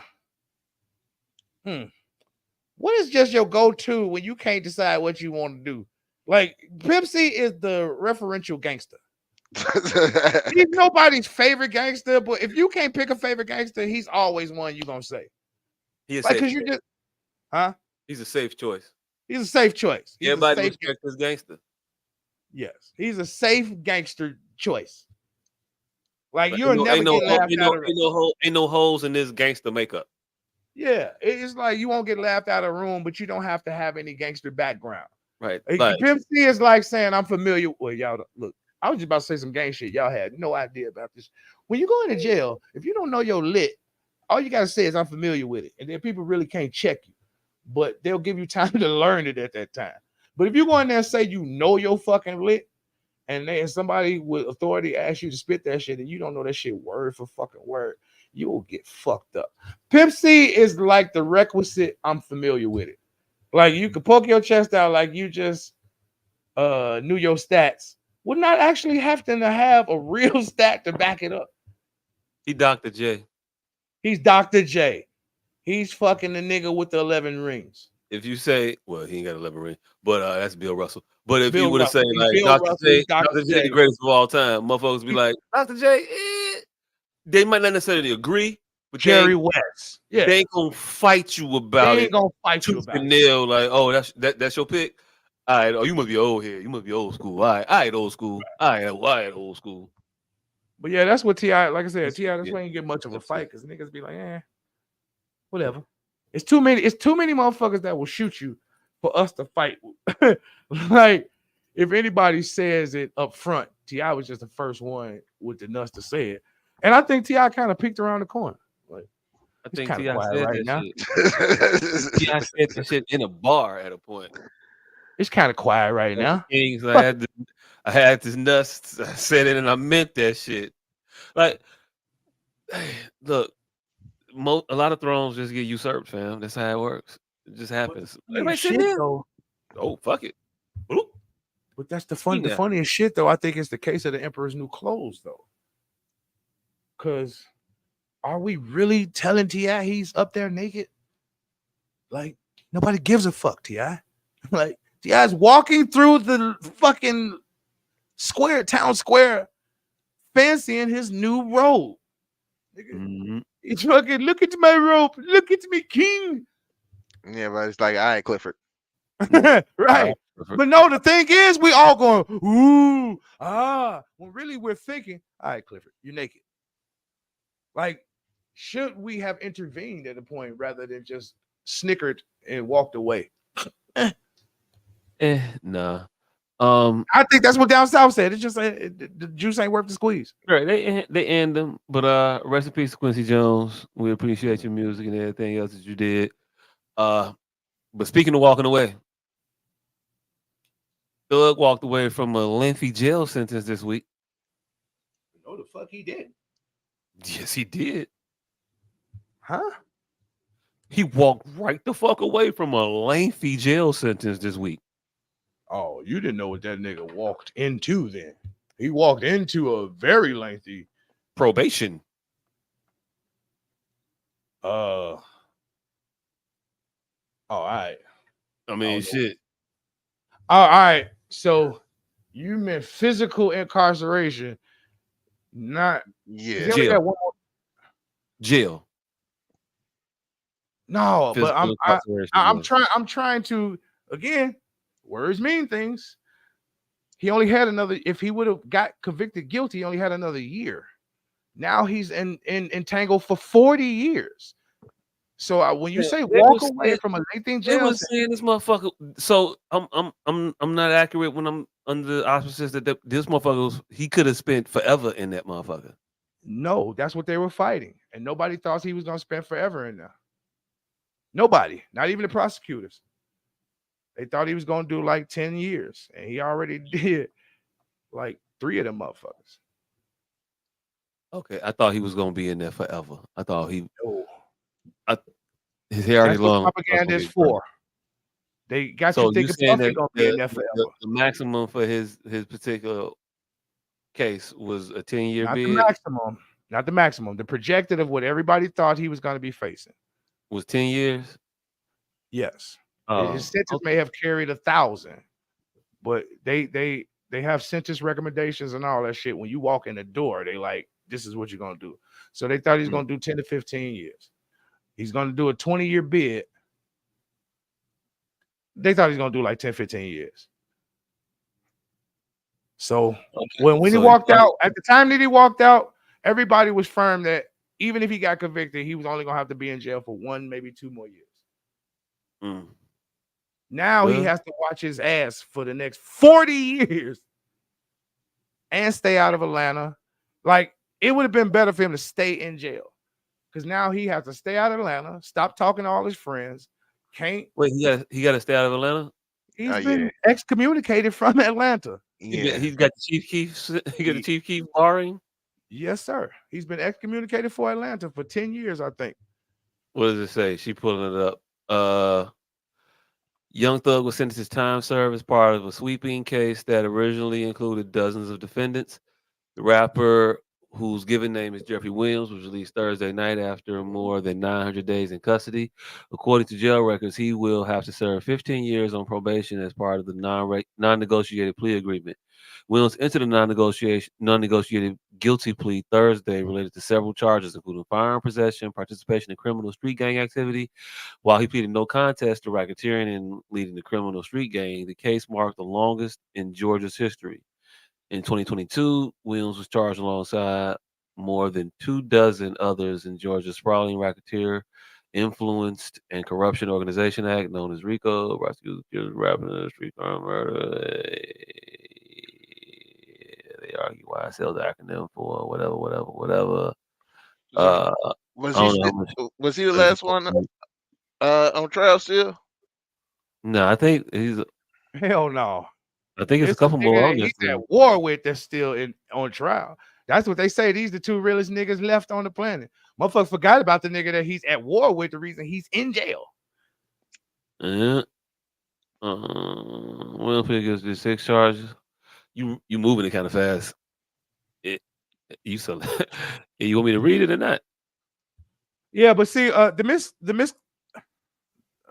misconception of when people hear charges and shit is that the particular charge that a person is charged with may carry a life sentence. But nobody from the prosecutor to the fucking victim be thinking people are gonna get the max. Like, nobody's thinking that. Like, given the whatever circumstances it is. Now, yeah, they said right here he would have faced a maximum of 120-year in prison sentence. That's what I thought it was. That's what I was looking at. That's a misconception. He wouldn't have faced shit. Faced in this context. Hold on. Scroll up a little bit. Scroll back up a little bit. It was the Atlanta thing real quick. It was talking about where he had to faced in this regard is similar to $1 million street value for a brick. It's conflated in the way that the language. All right, so it says Whitaker ordered that Williams remain away from the metropolitan Atlanta area beginning 2 days following his release from custody for the first 10 years of his probation. Williams is allowed to return to the Atlanta area for weddings, funerals, and graduations, but must leave within 48 hours of those events ending, according to Whitaker. He is required to return to the area 4 times a year for each of his probation to host an anti-gang, anti-gun presentation, the judge said. $100 community service during each of his probation. Whoa, he needed 100 a year. He gonna get his 10,000 hours in for sure. He gonna be a master. Uh, yeah, the regular shit was just standard. Got to stay away from motherfuckers that you used to do dirt shit with. Uh, yeah, 10 years out of Atlanta. Hey, look, how much of a punishment is that? If a nigga could just go Move to to the Miami, suburbs. if I could just go to Miami right quick. If you still Oh, rich, hey, but the thing is, he can't perform none of his music. He have to write all new music. wait, he came Like, before none of his music. We oh, can't nigga, he's in. He not went to trial for all his of the music. drug stuff, all of He the went gang to shit. trial for his music. Hey, They look, Oh tried to yeah, yeah, he had this to. prosecute nigga, him for his he went to music. trial for They said Young racketeering. Slime Life was a gang. This was about his music and the crimes he committed, but the use So of he can't. music. So he can't perform none of his existing catalog. If he don't mention a drug, a gang member, a criminal act, is so much he might as well just relinquish his Oh. whole entire catalog. He can't mention a drug, another person that was in any sphere of this shit. Like he might as well just retire it. So if I Of let the course, track, I'm if I being let the track grandiose. play, and I don't say, if I don't say it, I let the track do it on those parts. Like if I don't talk about no Percocets, Nah, I don't think it works that way, but I didn't get I to can't throw the that. mic out. Had a crowd say, Like mm-mm. nigga, you talking about if he white people nigga if he just get yeah, quiet during that, I don't yeah, think I don't right. know. I didn't do that dig that deep a dig, but I doubt it. Yeah, As don't sound soon as like the it was gonna work. music come on, I think he going his ass to jail. Oh shit. Oh, you finna do number 11? Oh, you finna do number 11. All right. You finna do number 2 in the same place after that. Oh, But shit. yeah, so yeah, the shit is so extraneous. He should have just did the fucking and who am I to say to sit in them conditions for another 2 years? But fam, what he's finna and a motherfucker, hey, this was so crazy, right? Choke no joke, who is one of them uniquely intelligent people of the Rockefeller fame. He said some shit. He like, nigga, you basically saying that motherfucker can't. He's got to be a criminal. When anybody that said he shouldn't have took that deal is essentially saying that he has to be a criminal. You have to be a criminal. There's no way that I could just live my life straight for the rest of my life. But I don't think that's intrinsically what we're saying. It's hard for African Not to fuck Americans up. Not to fuck up. hold the line, not to not fuck up. We don't know a lot of this shit be fuck ups. It's hard for us to toe the line. The motherfucking rules be different for us on occasion. Not drastically most times, but just enough where he's going to go back to jail for 40 fucking years. That's why he should. In my opinion, I wouldn't have taken that deal. I would have just did another 1-2 on that hard bench and had the rest of my life. I could rap my songs and do every. That nigga came out, oddly enough. He could go hang out with Gunna. That's the first thing he did. Is when, oh shit, that was beautiful. Bitch say she held him down for 3 years. First thing he did was go hang out with a snitch and another bitch. That is fucked up, but Fam, hey, greatest thing is he knew he was gonna do it the whole time. Like every letter she sent his ass, he's like, bitch, the day I leave here, I'm going to Tanya's house. Hey, that's some wild shit. First stop. Go hang on my nigga right quick. Like, hang out with a nigga y'all was calling a snitch. Hey, but they said, look at little baby. They say yeah, little say baby. that. They say little baby through his whole career away to call Gunna a snitch, and the first thing you'll do when he get out is go hang out with that nigga. Hey, nigga, I through and made my career for you, nigga. Like you don't fight nobody else's battles. That's exactly why That motherfucker gonna come around. That motherfucker gonna come out and say, "I wasn't even mad." Hey, Young Thug and Gunna is the exact reason cousins don't fight in many domestics anymore. True. You beat this bitch up, and I go beat you up, and now she back with you. And she gonna testify against me? Yeah, I did call him over there to beat him up. And You got a plea deal, bitch? How you playing for my assault charge? That's what I don't understand. You set me up. You a cold bitch, cousin. All right. And then you can't even get your cousin to jump your cousin. Nah, we not for the jump for you. You know she a snitch. She gonna tell him. What if this cousin you typically use to jump other motherfuckers? No, hold on. You know she got a fucking rival. See, niggas ain't never thought about that. Yeah, you can't outsource family business to she's sleeping with the enemy. I ain't gotta outsource it to the ops. She's sleeping with the enemy. I ain't got to outsource it. Hey, look, he gonna be upside your head again. Just don't call me next time. No, you're not hearing me. What did y'all just say? You ain't got no other girl cousins you can call. Why you got to call a girl cousin? You know somebody that can whip her ass, and he's close. Call him. Hey, remember that time? Remember that time she called me to whoop your ass? Hey, go whoop her ass. I ain't gonna answer no more. No. Hey, fam. Hey, that was some dirty shit she did to me in that courtroom. Go beat her ass.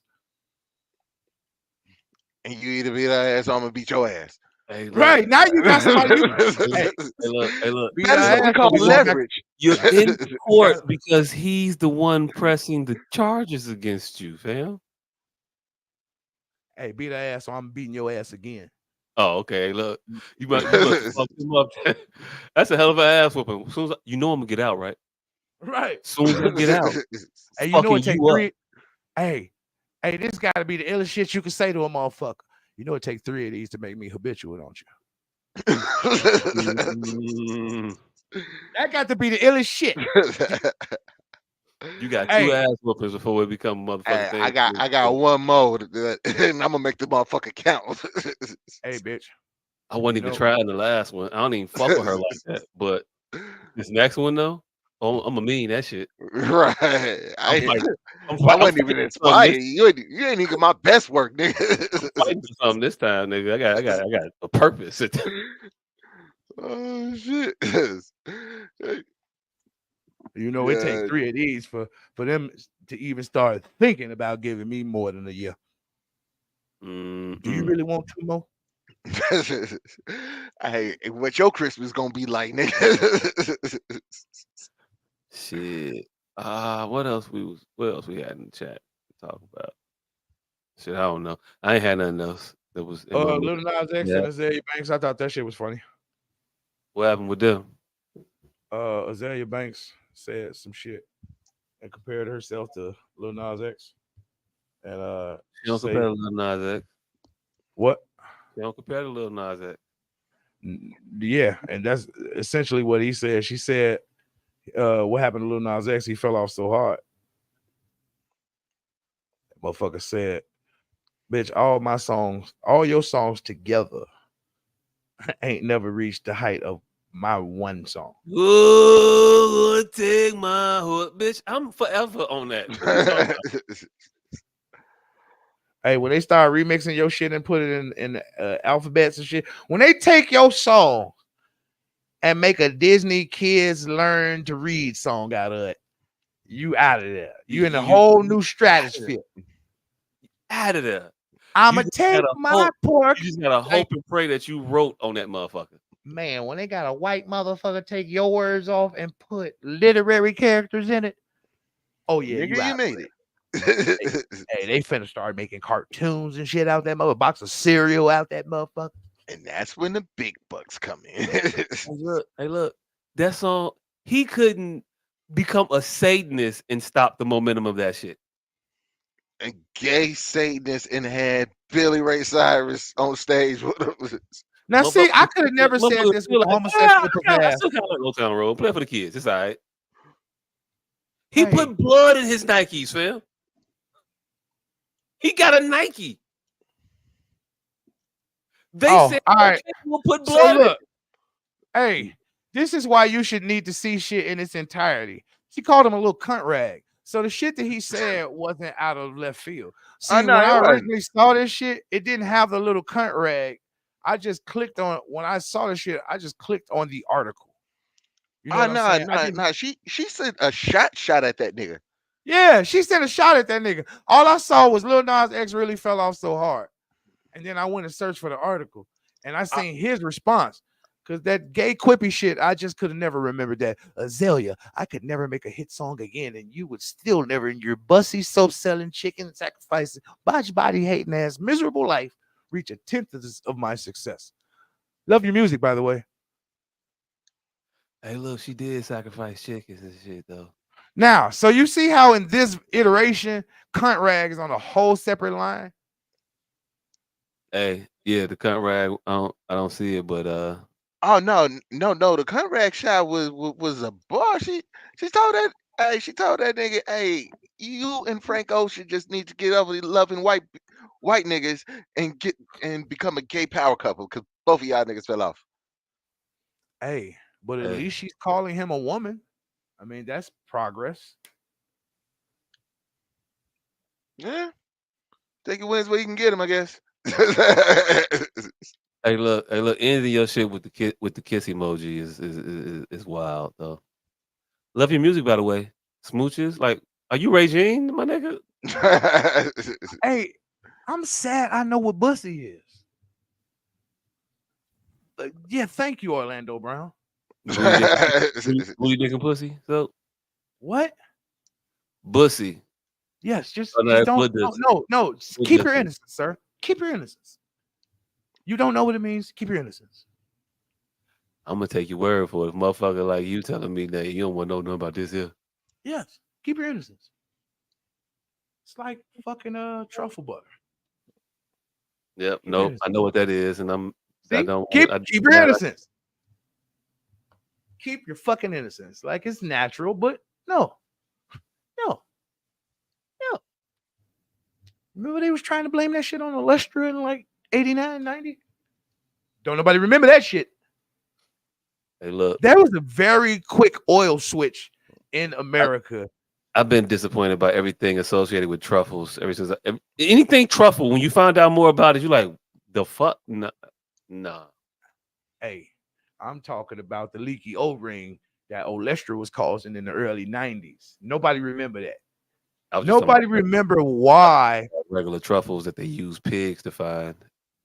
Oh yeah, but nobody. There was a. Do you remember in the time where everybody was against trans fats? Yeah. Right. Do you Family know? Guy, not Family Guy. American Dad made an episode about it. They had Do Forrest you Whitaker. recall why? Oh, why? I don't know. All right. So, do you remember Olestra? The weight loss people or some shit? No, it was a cooking oil between lard and corn oil. Corn oil and vegetable oil is relatively new. Like so new that it was expensive when we were shorties, and our people still using shortening for the most part when we was kids.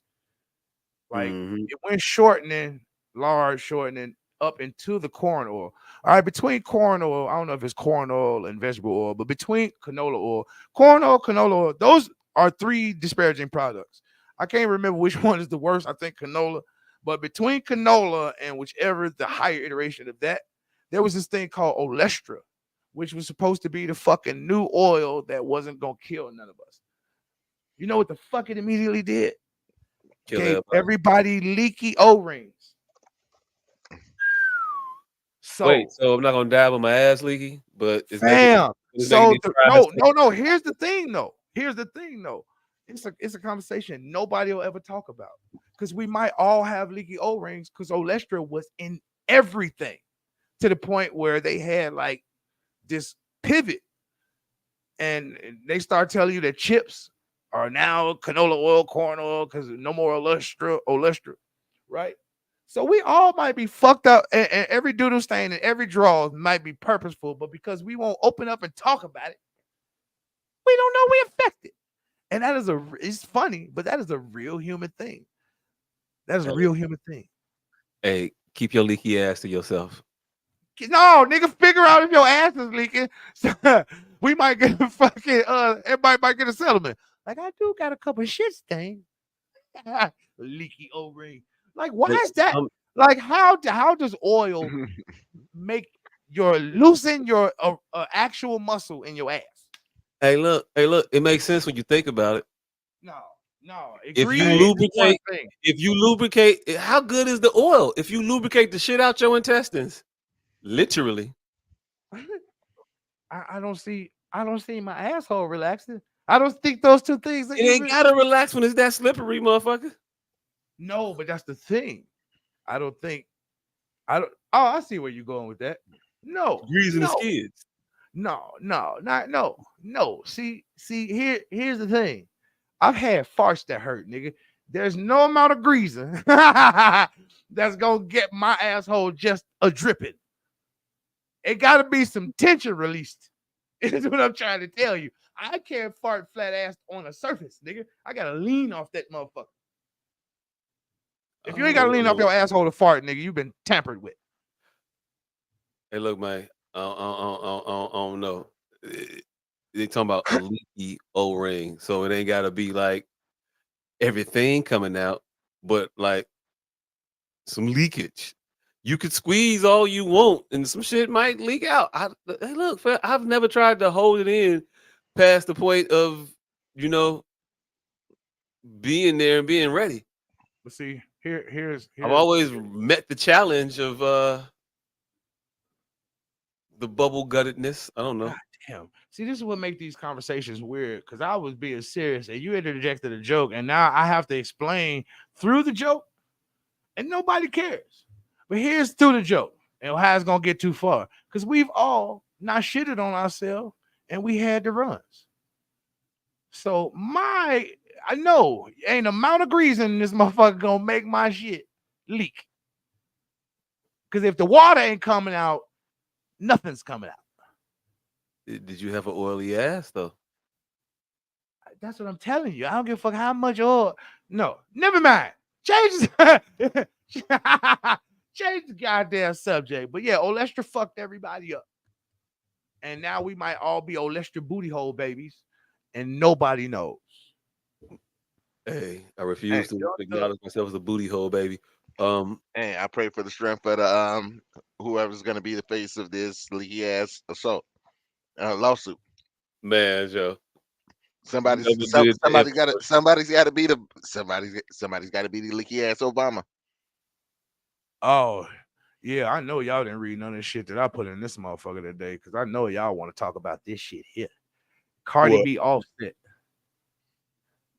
Y'all didn't read this at all. What happened with them? Huh? What happened with them? You know what? Never mind. I swear I know you niggas every week, and every week y'all amaze me. All right, so let's discuss this. Offset put out a memorandum, and he says, I became free the day I learned how to speak up for myself on social media, like my ex-wife Cardi B. Women are very good at turning on their camera to cry on social media about the same things they do to men, and we keep quiet. Cardi B was cheating every time I was out, to the extent that she even cheated on me while she was carrying my child. And I didn't want to say it online because people would think I'm weak. But every time I traveled out, she takes her phone and goes live on Instagram to tell the world I'm cheating. And people believe it just because she's a woman and she's crying. If all men decided to speak up about the things they go through in marriage, the world would be a better place. They try to emotional blackmailing. They try to use emotional blackmailing to cage us. If it was anybody but Offset, I'd be like, all right. But because it's Offset, I'm saying shut the fuck up. Because just because it's him, like, don't throw the baby out with the bathwater. None of this applies to him. Try not to throw the baby out with the bathwater. What if he was only cheating in response to the shit she was doing? He wasn't. Though. It could be reactionary. That's what he said, though. Let's take the brother at face value. And at face value, I'm telling the brother he was dumb for getting with that woman in the beginning. Everybody with any modicum of sense told you, not her. Everybody told her, not you, also, but you two stupid motherfuckers chose to tell us we don't know what the fuck we talking about and got with each other. She wasn't a good woman. You're not a good man. No amount of talking that you're gonna do is gonna convince me otherwise of these two things. It was a horrible person finding another horrible person, and they got married, and it turned out exactly how you thought it was gonna turn out. Two whoremongers get together. What they gonna do? Whoremonger. Oh Fuck, yeah, we definitely nigga, need you, to play the partner shaming shit. nigga, you are not getting the mic at my wedding. The Oh. fuck? God damn. The world's worst best man speech ever. Hey, look, but did you really expect Cardi to stop fucking other niggas? Is that Yes, the thing you thought? yes, Why? Why? because people have an overinflated sense of self-worth. Oh, okay. That explains why then. Yep. I know exactly who I am. If she was a hoe when she met me, she gonna still be a hoe. I don't have the penis that's gonna change her life. I just don't. I know I don't. My dick ain't good enough to make her say, you know what, I ain't gonna be a hoe no more.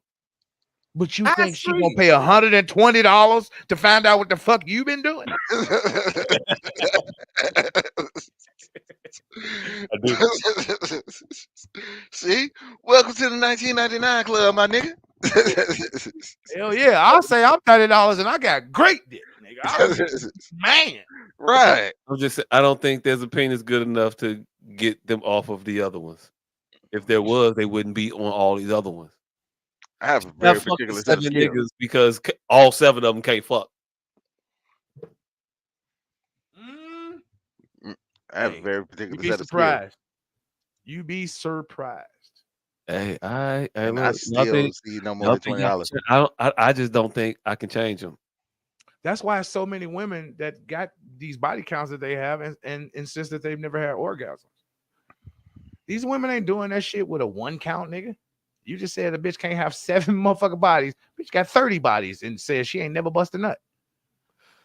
Hey, Yes, all 7 niggas could be. See, you see, hey, here's the patriarchy thing they be talking about. Off the market, fam. I just don't. If she's Here's the fucking, you didn't even consider that, did you? You matter of fact, you didn't, because your words was ain't no way in hell all 7 of them niggas can't fuck. nope. That's patriarchy. Yeah, all 70 motherfuckers. Hey, look, I never, as patriarchy, I didn't know that was patriarchy. I just didn't think that it was just that many niggas out here that couldn't fuck.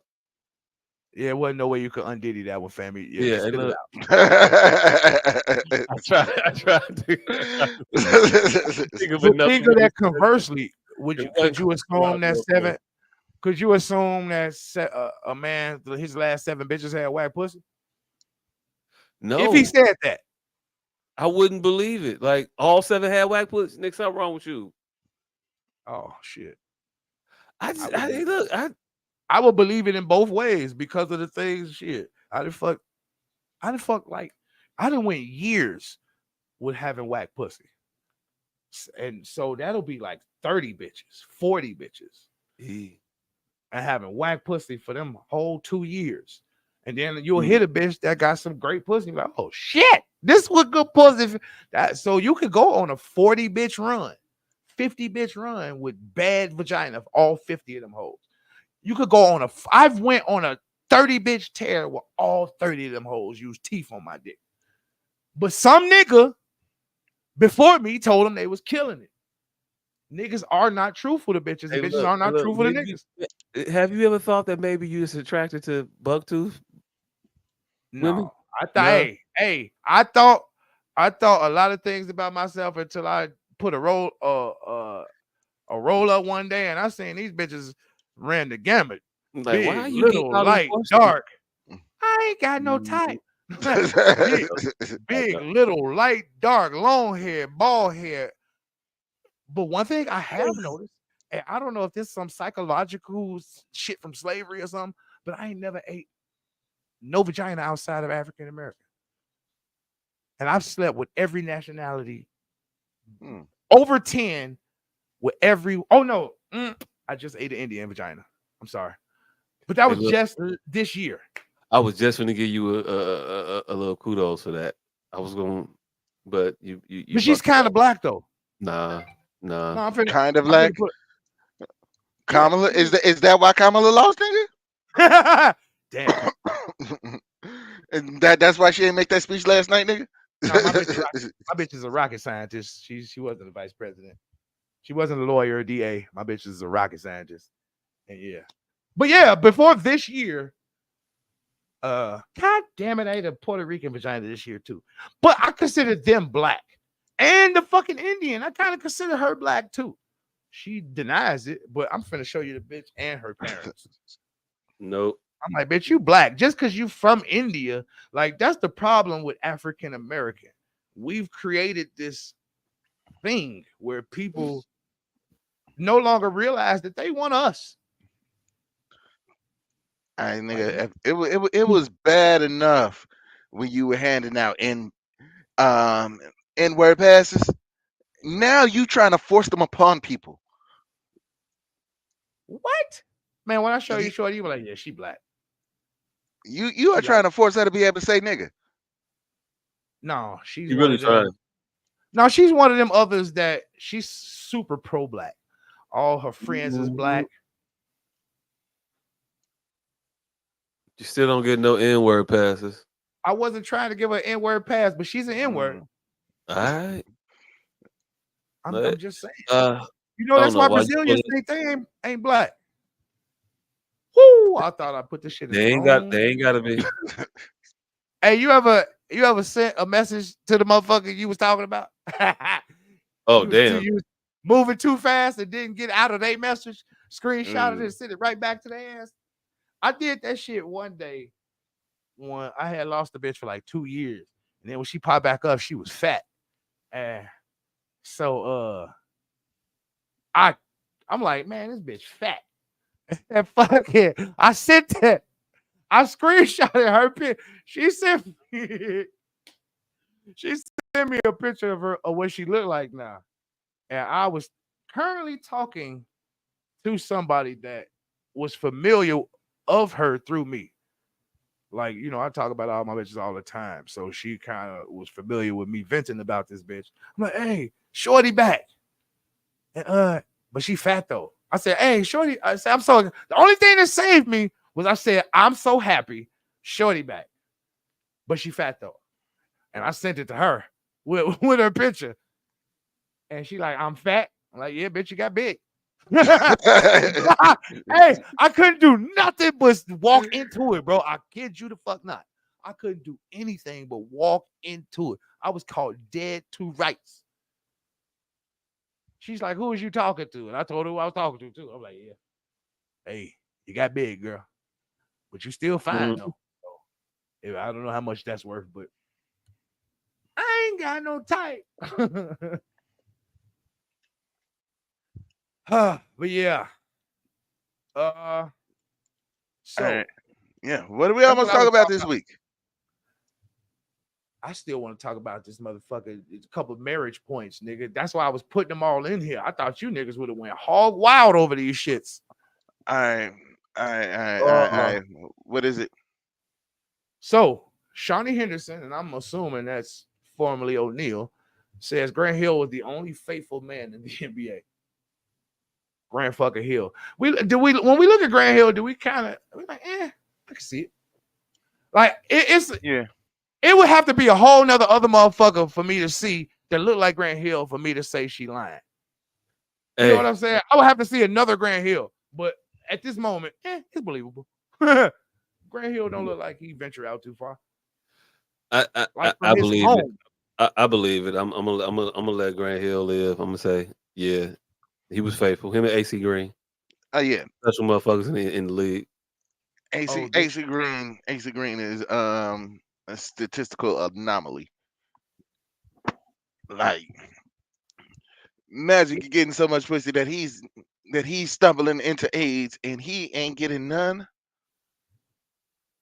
More impressive than Will Chamberlain. 20,000 women and no off the books kids. No off the books kids. He wasn't burning for 3 weeks. Like, what the fuck?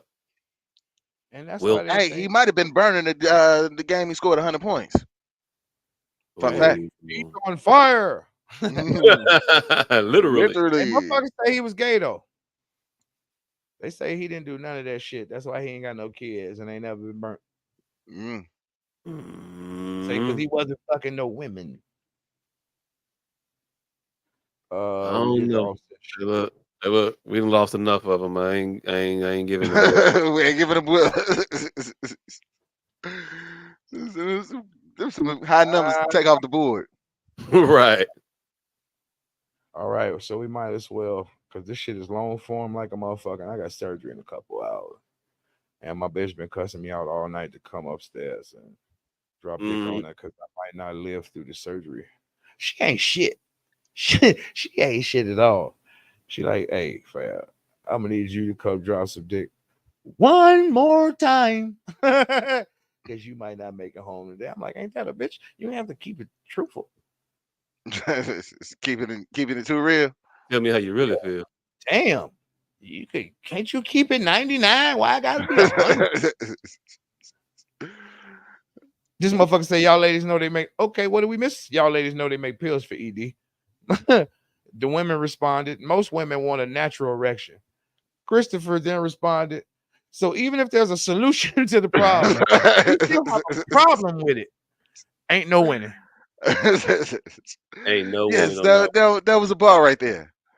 That nigga say, even if there's a solution to the problem, You still have a you problem don't with it. even still have a problem with the solution. That means you are just looking for a problem. Nigga, it wasn't even his post.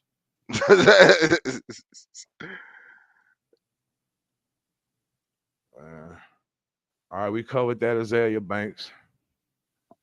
Sleeping around in your 20s has consequences later on in life. Don't let society fool you. And to that, the woman, she then retorted, I want to know how women got triggered by this tweet. This is the one I wanted to talk about too, but we going out of this bitch. She said, sleeping around in your 20s has consequences later on in life. Don't let society fool you. Innocuous, not gender specific, nothing. All the bitches retweeted her and told her ass alive. She said, I want to know how women get triggered by this tweet when this wasn't gender specific. I am confusion. All she said was sleeping around in your 20s has consequences later on in life. Don't let society fool you. There's one gender more associated with the ability to take accountability. And there's another gender associated with dodging accountability at all in every step of the way. Hey, that ain't what happened. That ain't what happened? I'll tell you what happened. The vestige of where these messages are coming through gives it context at this point. And none of us, oh shit, am I getting smarter, right? The fuck, I've never thought this thought before. Holy shit. Hold on, let me put my clothes back on so I can turn the camera on. But yeah, I think so the way the conveyance is creating the steer. So, and because we like to pretend shit is a little more flexible than it really is. So, I think it would be safe to assume in this day and age that tweet was coming from self-referential father, as most of our tweets and statuses this day and age does. Most of our shit comes from self-referential father. So I don't think it's out of bounds for everybody to have engaged that tweet as if she was talking about herself in her early 20s, which is why women may have gotten triggered. It may not have read as blanketly and if it's just a self-referendum post, if she's just talking about her experience and her not thinking it was a good idea for her to have sex, or not even that it was a good idea, that it has consequences going forward. I'm not speaking to what the angst was, I'm speaking to why it may have triggered a particular sect. Oh, well, yeah. Hey, look, you can give a lot of reasons. You know the real one. Right. But is that a thing? Do you think that's a thing? Do you think we get to a point where I'm reading your message with what Facebook usually is? I'm reading your message with the context of Yeah. what We got people that want to be offended, and they will find offense. I'm not even talking about wanting to be offended. I'm talking about we all know who lies, what they lying about. Like at this point, we are all very versed in human interaction, I think. But I don't know. I don't what I'm supposed to get from that post that she made, other than yeah, you're right. I'm not getting that. That's not what I'm speaking to. I'm What are speaking you to speaking why to? they heard a particular voice. And the reason they heard a particular You're, voice. you're answering the flack. I'm not talking the flack. I just had an aha moment right now that shit goes in a particular place. If you say something in Twitter and Facebook, you may get two different responses based on where you say that shit at. You can say the exact identical things, and based on how people talk and those conveyances, they're may determine those things to be different. Okay. Like if you say some shit that could be represented as an innuendo on Instagram, people will take it as the innuendo. But if you say it on Facebook and you got a bunch of Christians on there, they're like, a motherfucker is not thinking that you're making sexual innuendos. Yeah. So if you break it down to specified audience, you're gonna get different interpretation of it between specified audience. I'm just talking conveyance. I'm just talking about the point of contact. You meet the bitch at the whole house. She might say, hey, I make a special living. And now with the context of you being in the whole house, are we there with social media is all I'm saying. Is Facebook a place now that brings a context with it? That as soon as you log on, you interpret those words. No. Each individual Facebook account is that thing. So if it's a conservative account and they're speaking the way, you're gonna get a conservative skew towards it.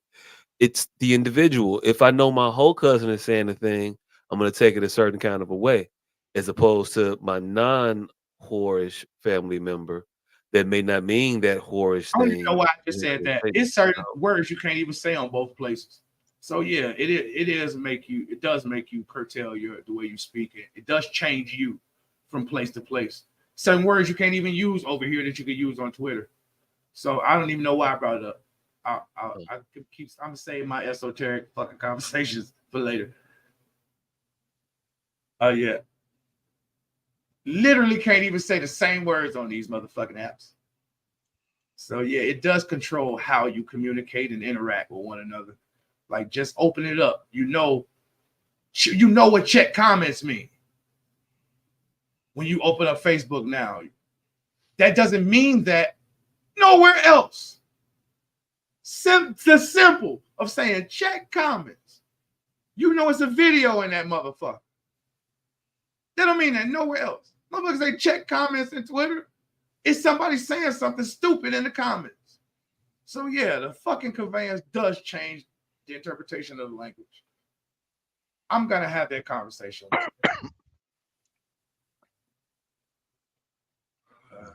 Rapper Young Thug, we talked about that. The legal system is bullshit. They wasted all these people time attacking the nigga. That's what they do for a living.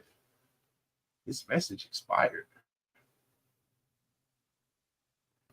Yeah, a lot of shit I be saying that somehow gets canceled and cut out. I guess these motherfuckers put this shit hot. I mean, motherfucking, because I don't be putting no nudity event in this motherfucker. I've been seeing a lot of links disappearing lately. You be posting and deleting shit. That's what I'm saying. I don't know why though, because I don't be using no not safe for work material for the most part. I don't understand. I'm just babbling until my fucking shit come back up. Oh yeah, the Rocky lies. They lied to us all for a decade. I don't know at what point they told us that Rocky was a better fighter than Lou, but So they said Lou. Did you look at that? Rocky Adrian brother. Adrian's brother in the Rocky franchise is a man. I don't know his real name, but his name Lou in the goddamn fucking movie. And we all thought of him as a podunk white boy, but he's actually Rocky. He actually fought Muhammad Ali. He fought some heavy name motherfuckers. And just thinking back on that nigga, Adrian's brother now, the fat old that motherfucker, he has fought Muhammad Ali, and they said he was like 30-1 in his professional fighting. I guess that fight was Muhammad Ali to kick his ass, but he was 30-1, 30-2 or some shit. I guess. That's about it. And this picture of Jacques and Nosferatu. You see that nigga? What is the Nosferatu? I don't. What happened? I posted it in the Facebook thing. Do you not see Nosferatu behind you? Oh, my shadow. Yes.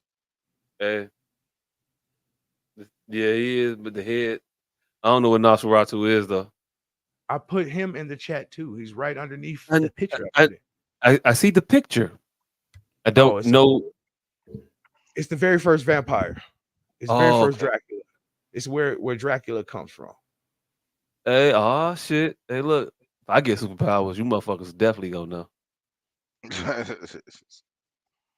I'm not gonna be the secret identity superpower having motherfucker. Oh, hell no. I'm out here. Fucking people up nocturnally. Pause. Wait, it's something different. Never mind. I'm not nocturnally. I wasn't gonna read this, but I guess last but not least, it's a meme. Son, how did you meet dad? Mom, online. Son, oh what? Like eHarmony? Mom, now I made a post saying comment if you eat ass, and he did. If we were truthful to our children, our love stories have gotten eccentric to say the least.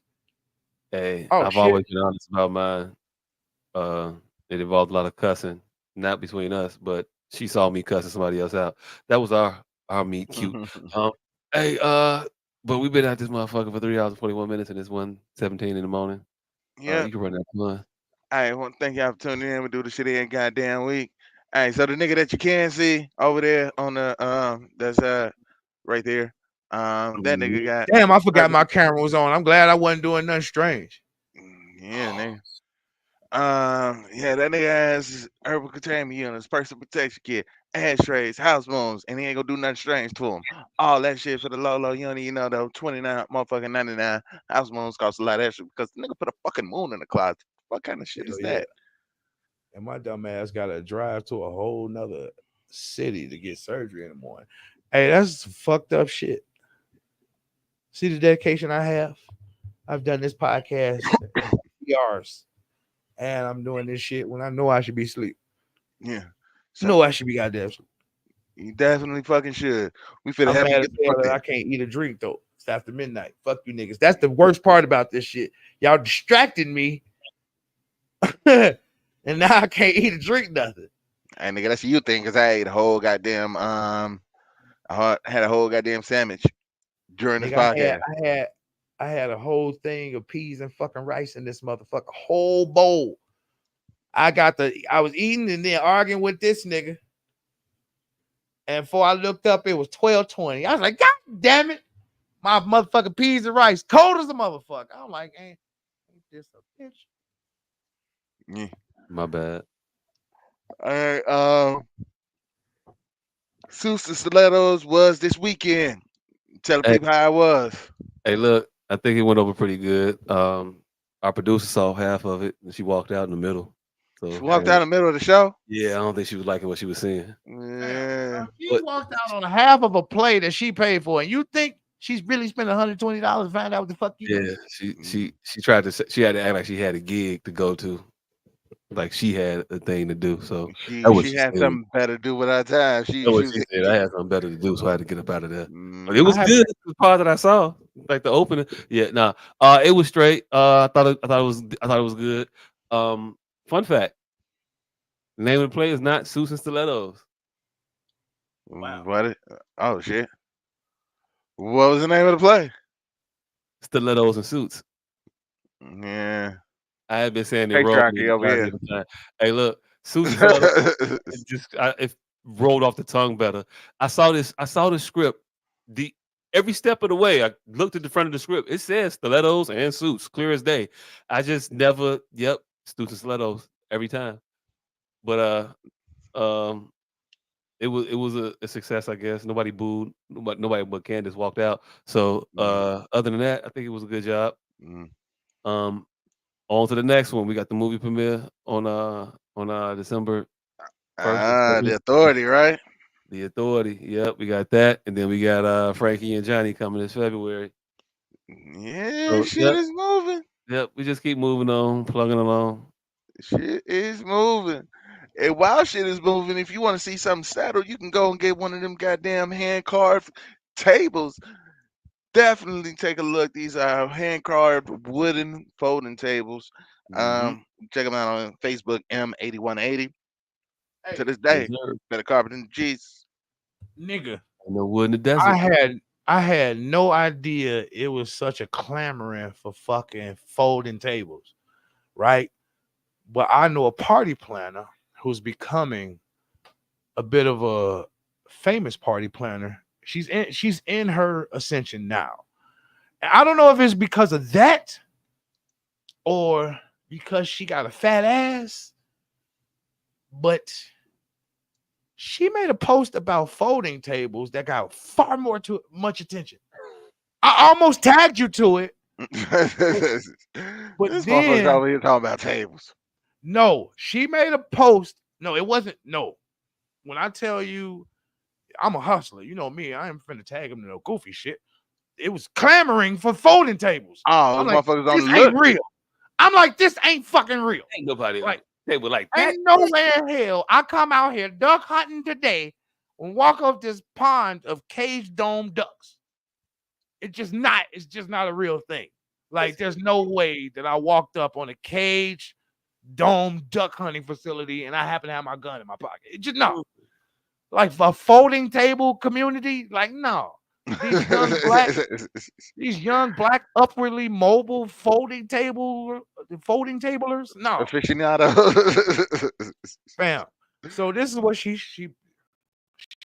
it's this thing called a snake table that's hot in the world of event planning right now, event hosting. Snake table. So apparently she did this marvelous snake table setup, and the world convened at this post for folding tables. The only reason I didn't tag Jacques is because she ended it once she saw how much motherfuckers was clamoring over this folding. She told motherfuckers how to make it. Shit, I ain't done that in a long time. But yeah, she told motherfuckers how to make it. It was such a clamoring for fucking folding tables. She's like, geez, all you gotta do is go to Home Depot and do. And then motherfuckers like, where do you get the legs from? And she told motherfuckers where to get the legs from and everything. She like, all you gotta do is do this and then flip it over and trace it this way, and it's like an S. And then once you got one table, then you just fucking do the other tables off that one table. But yeah, apparently S-shaped folding tables, snake tables are the thing in parties right now. You know how like every year there's a new thing? Fucking remember when it was Thrones? Yeah, they love them Thrones. That shit was like a 4-year run. Thrones had like a good 4-year run. Shit, Thrones is still out here popping. Hey, let's see if I can pass out. This shit makes me pass out. Let's see if I can pass out on live. Let's not see if you can pass out.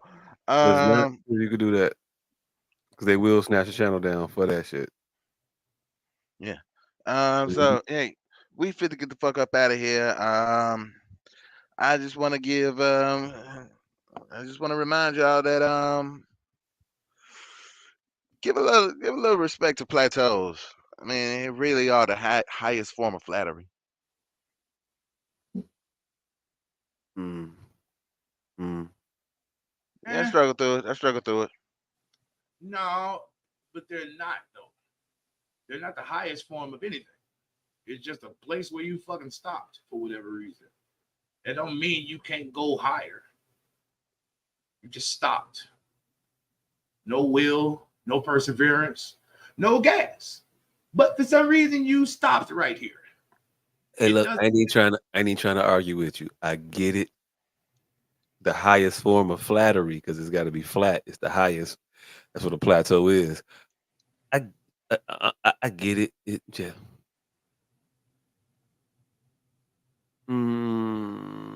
Hey, look, man. Puns be punning. No.